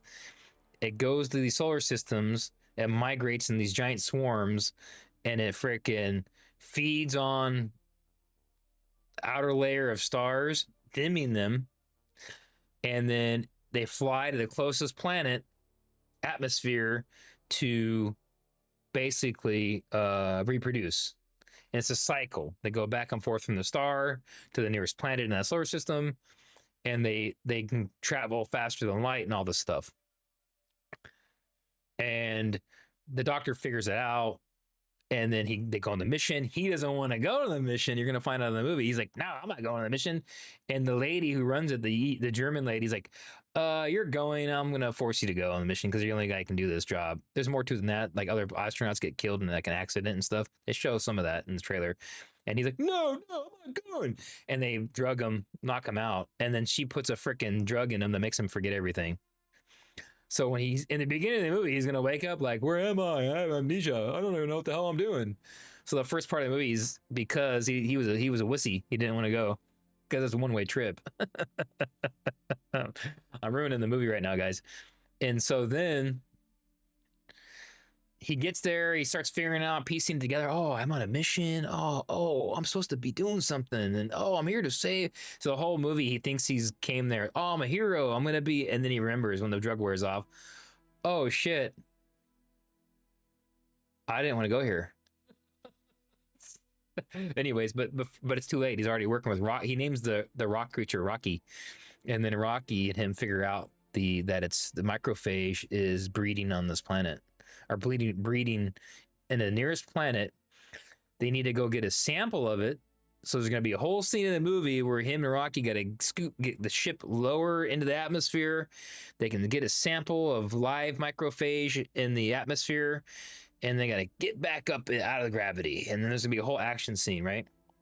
And then they get the sample, and then they find, oh, why this system, because they're going to find out the microphage is still going. And like, well, if it's still going here, well, why is the sun living in this solar system? There's a freaking amoeba that's like, there's another microbe that's eating them. It's only there on that one planet they find in the alien solar system. And it's, I can't remember the name of they gave it another name. I can't remember the exact name of it, but it eats microphage like nothing. Like it's, and then they find it. Yay, we solved the problem. We got to get this new amoeba thing, the space amoeba, back to Earth, and that's it. And we get it back to Rocky's planet, and then we find a way to replicate it, and then we get it out onto our sun, or to the, we get the, I think in this case they're gonna put it on Venus or Mercury or whatever. It's where the nearest planet with an atmosphere, and they're gonna, all we gotta do is dump this amoeba onto Venus's atmosphere. Problem solved. But the problem is they're gonna start going back to they get back to their ships. Rocky's gonna go, and he's gonna go, and it's it, we did it, woohoo! And then he's traveling back, and then all hell breaks loose on his ship. The microphage can get, or the amoeba stuff can get out. Guess what the fuel is for their ships? They go almost faster than light to get to this place so fast in a couple of years. The fuel they've been using is the microphage that they originally found. But guess what eats the microphage? The amoeba thing they find. So basically it turns all their fuel into sludge, and then they're not going to be able to get back, right? And so he's like, but then Rocky doesn't know that. Rocky's already going on his ship going back. It's like months. He's already like 6 months away or whatever, a month, couple months, like a month or two from each other, go back to their own solar system. And he's like, crap, he fixes his problem. And then he's like, oh crap, Rocky's not going to know how to fix this problem, my alien friend. So he's gonna turn his ship. Screw it! I'm not going back to Earth. I'm gonna go save Rocky to help save his. He have these probe ships. He has three. The human guy. He has three probe ships with samples, and messages and all the data. He sends them off. Pew, pew, pew, to go back light speed, whatever, back to Earth with the samples. And he's like, I'm turning this to go save my buddy Rocky. He goes and saves Rocky, and then he takes his ship and Rocky, and they go to Rocky's homeworld, and that's basically the end of the movie. He goes back, and then and then it's gonna show him a couple years later in a habitat on Rocky's planet, and he's like living he's living on Rocky's planet, and he's like getting older, and he's like, hey, I wonder if they'll ever know that I'm alive, and I saved Earth and whatever, and all this kind of thing. And that's going to be basically he doesn't get back to Earth. Ryan Gosling, he's going to be stuck on Rocky's planet, but he lives, and he's kind of alone. He's kind of a loner anyway, so he doesn't care. He's kind of happy where he is, hanging out with the aliens. So that's going to be kind of a happy ending. So, but it's not really an ending I would care at all about. But the book ending was pretty okay. But the whole movie is pretty cool. I just ruined the whole movie, guys, from memory. It's in the book.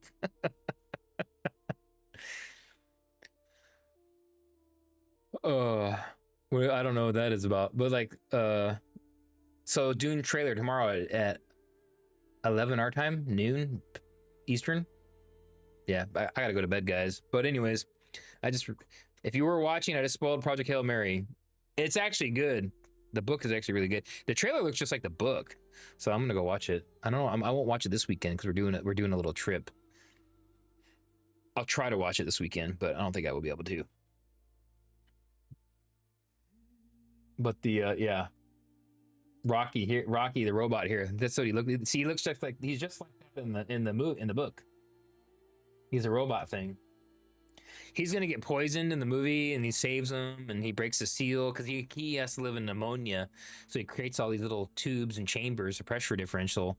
His pressure and gravity are different, and then his life support system is way different. They breathe ammonia and stuff, and then so he can't come into our atmosphere, and then he can't go in his atmosphere. So he creates these little tubes in his ship so he can hang out with them. That's how they talk. That's the rock creatures talk like that. I'm probably not selling this movie, am I? It sounds pretty goofy. I don't know. It's pretty good. I like it. He creates a computer thing that translates it, so it talks to him on the computer, like a chat bot, a voice chat. But I just ruined the movie. Hey, you guys asked for it. It'd be a good kids movie. Like if you want like, the kids to watch something, what's the PG rating on it? Is it PG or PG? It's probably PG-13. I'm assuming it's PG, but there's probably a little bit of violence in there. It's PG. Dude, it's got a 95% Rotten Tomato score. That's pretty good. 4 out of 5. 4.4 out of 5. PG-13. Yeah, so the kids can go to it. It's not gonna be like violent or anything, but there's gonna show like there's probably a scene where there's dead bodies because all the crew dies. There's other crew members, they die.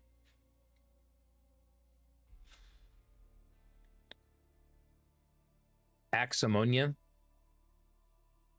Body Axe, is it even Axe body spray ammonia?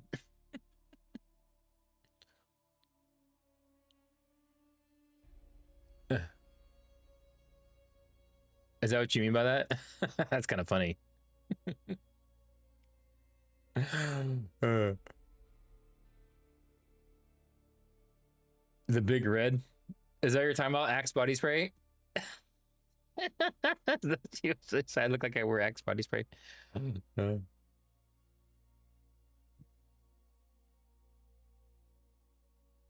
Well, there's really no immigrants in the movie because nobody ever gets to Earth. Even the own guy doesn't get back to Earth. Yeah, it's funny you mentioned that because I do wear Axe body spray.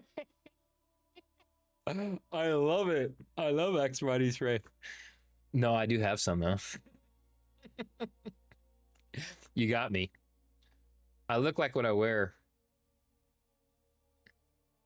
I'm wearing Under Armour because this is my workout shirt. I'm one of those guys at the gym that works out all the time but never loses weight.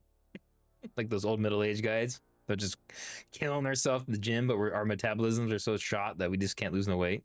So I'm like the chubby guy that's like, I'm that chubby guy at the gym that's going 100 miles an hour on the elliptical, faster than anybody else in the gym, but but he looks fat. That's me. Dude, it sucks getting old. I know you know what I'm talking about, guys, right? The fat guy on the elliptical that's going 100 miles an hour, just sweating his ass off, and never loses weight because you only burn like. No, I'll be at work. I won't be live streaming the trailer. I will be live streaming tomorrow night covering the trailer. We're gonna re-show it, but I'll be at work. I won't be able to live stream it. I'll be stuck at damn job, damn bill plane. I hate paying bills. I hate buying Dune stuff. Unfortunately, I gotta work. Dude, I swear to God, I'm one of those guys at the gym that's like that. That's like, dude, you're walking around, and I am overweight. I'm losing weight though, but it's slow. But like, you go to the gym and you're like, I'm like 30 pounds overweight, and I'm just killing myself in this gym every day. And you see a skinny person on a treadmill walking barely fast, reading a book. Dude, I don't have a book in front of me. Hey, hold on. This is what they look like.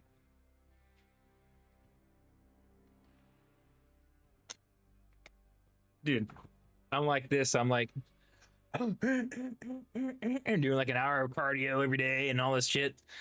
And then freaking the person next to me is like, and they weigh like, 130 pounds. Not even sweating. It's always a lady too. It's always a girl that's just reading a book, not even doing any workout whatsoever, and they're like actually skinny. And dude, I was just be killing myself in this gym and not losing no weight. It's crazy, dude. The rower, I'll do like an hour of cardio, an hour of weights, and then like nothing. I'm doing protein and calorie deficit. Nothing. Not losing a damn thing. I have lost weight actually. I used to be about 200 and close to 260, but now I'm down to 2. I've gained weight this last weekend. Didn't even eat anything. I barely even ate anything, and I gained freaking 4 pounds. I'm like, what? How did I gain 4 pounds? I haven't been eating nothing, and I've been working out. I don't get it. To wait till you're close to 50 years old. That's your life. Because I'll be 50 soon. A couple years. I'm 48, but just wait till you hit the 50s, and you're just like, my metabolism is like deep. Yeah, I'll be live streaming tomorrow, but not the trailer directly at 11. So yeah, I gotta go though, guys. I gotta go to bed. So free Diego, free Palestine. That's what you're saying. I'm to the point now with the stuff going on in the news where I'm just like, you know what? I'm just gonna go look at Dune stuff and video games. Nothing I can do to change nothing. I have to pay my taxes and whatever. What am I gonna do? Little old me. That's all you can do at the end of the day. Just make sure you do what you got to do. And unfortunately, how often I don't eat cereals. I don't eat breakfast. I fast every day. People say that's probably why you're not losing weight. It's like I do a 16-hour fast. I have an 8-hour eating window.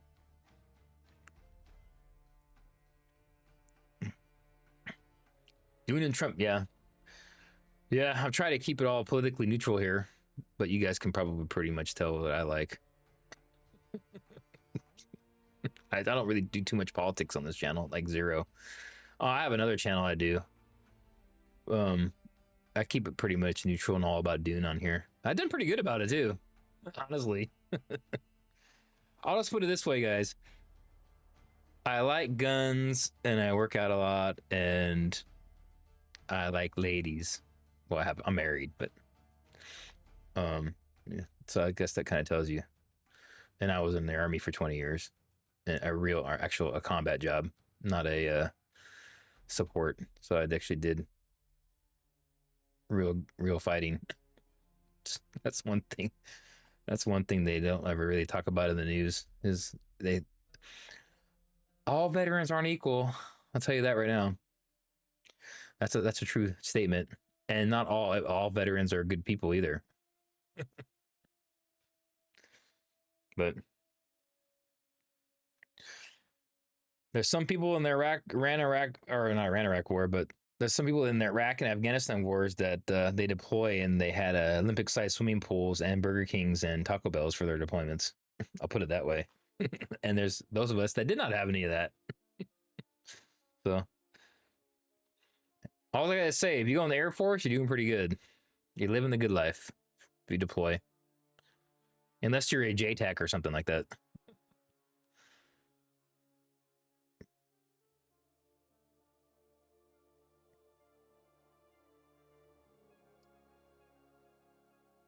You get it once in a while.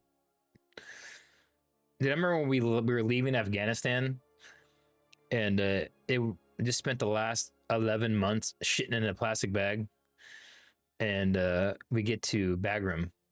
That's the first time I've ever been on. Well, I think I went to Bagram when we went to R&R. We stopped through there, so I ate at the chow hall for like 24. Like we were there for like 16 hours. Or I don't remember how long I was there in Bagram for R&R. It was in the wintertime. But we didn't go to the other side of where the food was. We stayed at the chow hall, like the PAX terminal area. Where the hell were we sleeping? I don't remember. I don't think we did have a sleeping area. I think it was like chairs. I don't remember. Anyways, I don't remember that. That was a while ago, 2011, 12. Anyways, but when we were leaving Afghanistan, we didn't go to Manis. We went from so it's a base in Kyrgyzstan that you basically sometimes would fly into in a stage before you get into Afghanistan. But you would when we left, we went to Sharana, stayed there for like 7 days or something, waited for our flight to Bagram, and then Bagram we flew back directly to Germany. Right to Nuremberg. But I remember landing there, and then we get our little like state. We were in the little cantonment area in Bagram, and then they're like food court area. What? We just spent the last 11 months literally like shitting in plastic bags. It's something you do when you're in an infantry unit, and you're on a remote when you're in a remote cop. You shit in a plastic bag for a year. They're called wag bags. And you zip it up. Hey, it's about 5 pounds a day. Every morning. And you throw it in this freaking burn pit. And then when they light the burn pit on fire every day, all the smoke from the burn pit just kind of comes back over on your where you're living. And you're just like, smells like corn and chili. But you breathe in your own shit all day. But anyways, that's just the life of a combat arms. But anyways, when we got to Bagram on the way out, they're like, hey, they got Little Caesar. No, it was Little Caesar's Pizza Hut. They got Pizza Hut. We're like, holy shit. Dude, I ate a whole large pizza by myself. I ran over there and got it. I was like, I ain't seen this real food in a year. Dude, we were living freaking ghetto in that deployment. And remember the pool and the giant pool, not in Afghanistan, but in Iraq. Remember in Anaconda? Anaconda had like 2 giant pools. Remember that when we went to Anaconda for the frickin', I know this guy, by the way, if you guys are still watching, this guy at Technolab, we were in the army together. But like, remember when we had to go to Anaconda to fix the Cayman doors, and then I had to get Air Force shorts, and then I didn't want to dive off the diving board. We did a ground convoy to fix these contractors to fix our MRAP, so these mine resistant trucks we had, and the latches were not latching on these heavy armored doors, and they weren't going to come out. They weren't going to come out to our fob to fix them, so we had to drive them to Anaconda. Fob Anaconda was like this giant logistics area, and in Balad, Iraq, and then we had to have sit in this parking lot while these contractors came out there and fixed these latches and replaced them, these mechanisms. So we were like, well, we're going to go jump in the frickin' swimming pool right over there where the Air Force is chilling. They're all walking around with Oakleys and all tan. And it's like, oh, so they're living fabulous on their deployment. Well, we were just sucking out in the Iranian border, dude. I mean, this guy in the comments here, if you guys are still listening, that was my third Iraq tour. We were in that tour together. And, you know, it was, remember we're in that wooden shack, dude? And I was like, in the wintertime, I was like, this isn't so bad. And then it started warming up, and I was like, oh, this isn't going to be good at all in here. Then they moved us to those new sea huts, the new chews. And everybody was like, yeah, the new chews. They're going to have good ACs. And remember all the AC broke? All the AC units were breaking? Dude, I slept on the floor in second platoon's room. So I was crammed in there, and it was Parker's room. And I was sleeping on straight freaking the linoleum floor for like days with like a pillow or something. I can't remember what it was because the air conditioning units kept breaking. Oh, we were sleeping in the trucks. We would go out to, and then they said we couldn't do that anymore. People were going out and running the AC in the trucks that night to sleep in the. So some people just, I think Holloway and them, they would just sleep out there. And I was like, I think I did it once. And I was like, dude, I'm not sleeping on this truck with the engine running all night with the AC running.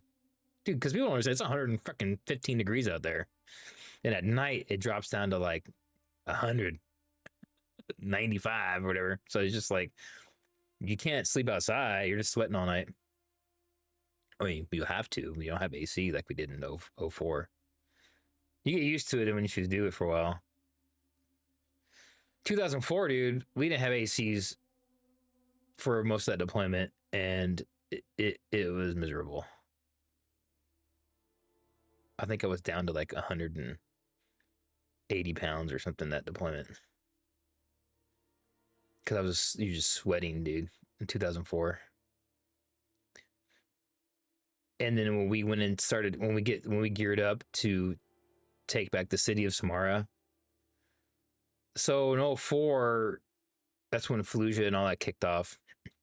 And then the same thing happened in our city, our area of operation, which was Samara, Sunni Triangle. And he was also in Samara, but the deployment after me, or two deployments after me. I think you were there after. You guys relieved Third ID, right? Third ID got in there, and they were just goofs, man. You guys relieved Third ID, right? And then they were before us. They relieved us, and then they were like, Third ID came in there. The tank platoon rolled up at Giovanni, and we're like, we got this. We got this. We don't need any right seat ride or anything. We were in the invasion, and we were like, good luck with that, dude. Guess what? This is the insurgency time, IEDs and all this Christ, all this shit going on. And we're like, the invasion is piece of cake compared to what we're dealing with now. But they're like, don't worry, we got this. And then we leave. A week later, we hear, boom, they got hit. 4 dudes dead already. I was like, okay, I told you guys, you don't want to freaking listen to us.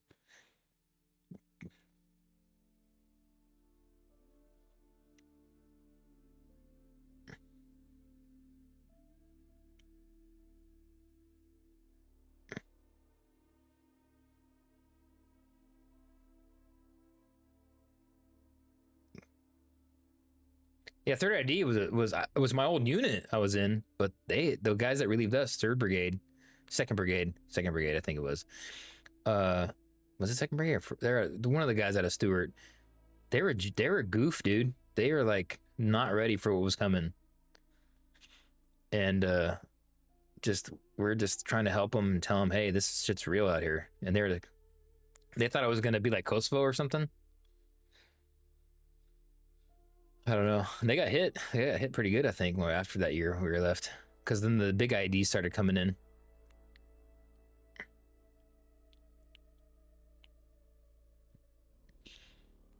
Dude, I remember this National Guard unit showed up.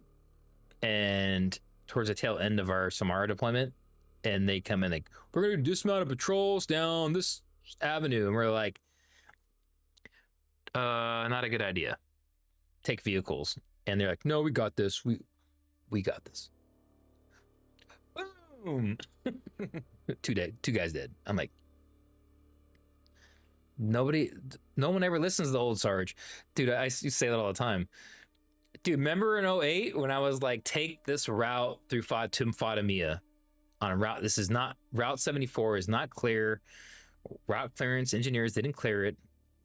And they're like, no, that's not the correct Route 74 or whatever it was.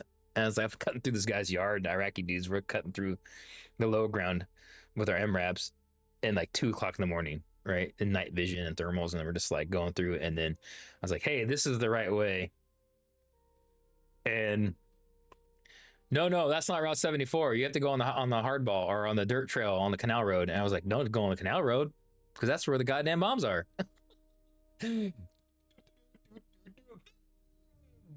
Oh, they didn't listen to old Sarge again. You don't remember that? I shouldn't laugh. Nobody got killed. They lived, but I was just like, these guys. Tomorrow at noon, the Dune Part 3 trailer. You guys are catching me at the tail end of the stream, guys. I'm telling war stories now. Ryan Lecooch. You want me to say your name?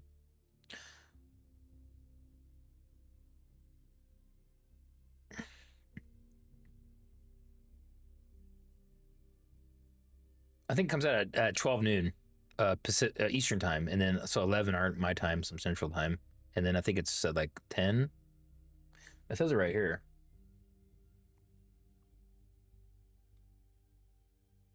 Yeah, 9 a.m. Pacific. So 12 noon Eastern time is the trailer. So I'll be at work. I'll be watching it at work, I guess. I don't think I can wait, guys, until I get home. So I'm gonna live stream it. We're gonna cover it tomorrow night. So what time is it now? I gotta go to bed. But anyways,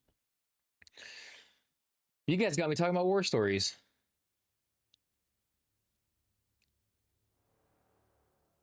A big fan of this channel or a big fan of Dune?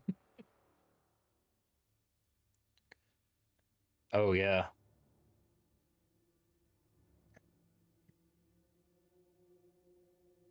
Yeah, man, that third Iraq tour was goofy a little bit.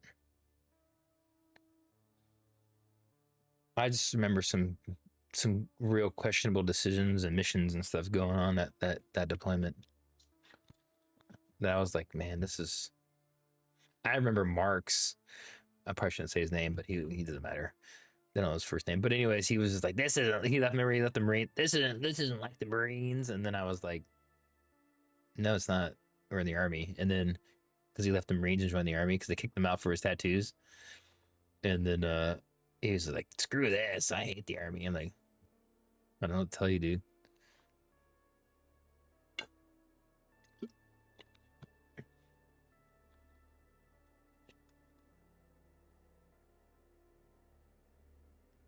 Oh, I'm glad you liked the channel. I'm at the tail end of the I'm at the tail end of the live stream, so I'm about to cut it off. But tune in tomorrow. I'm live streaming again. We're gonna cover the trailer that comes out tomorrow. They had hinted. Isn't it convenient they left it till after the Oscars? Do you think they did that on purpose so they wouldn't skew the Oscars and because Timothy Chalamet is basically like probably one of the better actors out there right now, just killing it in these movie after movie he's doing, and he's totally getting ignored by mediocre performances, right? And subpar movies. They keep talking about original stuff, and like he's actually like been doing original stuff, but people that he knows it. I mean, you can see the look on this guy's face. He's being humble, but he knows that he's better than these other actors. And like, what won Best Picture on the Oscars? What a movie I haven't seen. Picture, what won Best Picture? Best Picture, one battle after another, right? Who's seen it? And nobody. It lost $100 million. It's a junk, crappy movie. And I didn't watch Marty Supreme, so honestly, I didn't watch it. I heard it. My buddy who doesn't watch movies. He watched it and he said he loved it. Um, but I do like that, even though it's not like the old Wonka. I like the Wonka, but I didn't know. Obviously, it's not as good as the original. But one battle after another, who's seen it? Nobody. And it lost $100 million. It's a failure of a movie, and it won Best Picture. Dune Part 2 and Dune Part 1 were way better. And when Dune Part 2 lost to Anora that last year, the movie about the stripper, which I do kind of like that movie, you know, if you'd get my drift, because it's about a stripper, but so that actually is an entertaining movie, but not better than Dune. But it's just like I did rants on this already, guys. I'm not gonna do it again. Yeah, dude, I don't. It's like it's preach movie. It's just like watching Avatar. You're getting preached to, right? So I didn't watch the new Avatar. After that second Avatar, I was like, so I didn't even bother watch. I never watched the new Avatar movie. I'm just tired of being preached to for 3 hours. It's like, oh, humans bad, aliens good. It's like, they're not even real. It's like one of those things. But yeah, we'll see what happens. If I had one of those mech suits in Avatar, the humans, I'd be like, treehouse, whale, dead. Give me the brain juice. I want to live forever. But like, I joke, guys. I'm rooting for the humans in those Avatar movies. Give me that brain juice. Stupid whale. Oh man, I make fun, guy. I'm just joking.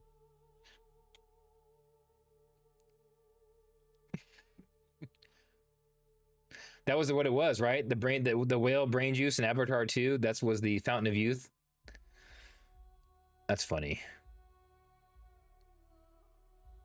All right. Anyways, I gotta go to bed. And that vampire, what's his face, won for the vampire movie. I watched that movie, the vampire one, and I was like, eh. It was kind of cool, I guess, but like, the part of that, did you guys watch Sinners? I watched it, and it didn't make any sense. Like, I get what they're going for with it's the South and the 30s and all that kind of thing. It would have been almost a better movie without the vampires if they would have just left it a prohibition. These guys are running from the mafia, hiding out, and then I bet you that's how that movie script started. That the vampires were the mafia chasing him down there. I just have this feeling that originally that script was going to just be the mob from Chicago finds them down there, and then they were just going to have a big standoff or something. And then someone said, let's make this vampire movie instead. And then they had that whole vampire thing. It's just this vibe I get from that movie. And then it didn't make any sense at the end when the vampires were almost the entire town is vampires now. Because you bite somebody and they turn in 5 seconds, right? And then they're like, moo, moo, moo. Dancing around. And then friggin', they're just like controlled by that hive mind guy. But then at the end of the movie, they're dancing around, and then we're happy. And I was like, hey, this looks fun. I want to be a vampire. They're having a great time. It's like, what's bad about this? And then, but at the end, like they didn't see that the sun was coming up. They're vampires, right? So you're supposed to just be like, eh, sun, I gotta go run and hide, bury myself in the dirt. But then they're just like distracted, and then the sun comes up. No, the sun was gonna burn me, and they all just burn up. And I'm like, I was like, what? They didn't know the sun was coming up and they need to hide. I don't. It was stupid. But then him and the brother and the girl, they run off, and the shows are running off at the end. And I'm just like, why didn't they burn up instantly? So the whole the mechanics, the vampire mechanics of that movie made no sense. And there's a freaking stupid part where I think it's the Asian lady's husband gets turned into one. So they can't come in, right, to the barn. They're having a standoff. Just invite us in. We're just going to sing a little bit of banjo with you. We're friendly. And then, like, we're not going to kill you. And then the Asian lady's like, I hate you. I want to fight you. And then she invites him in. Get in here. Come in. And they're like, the movie's stupid.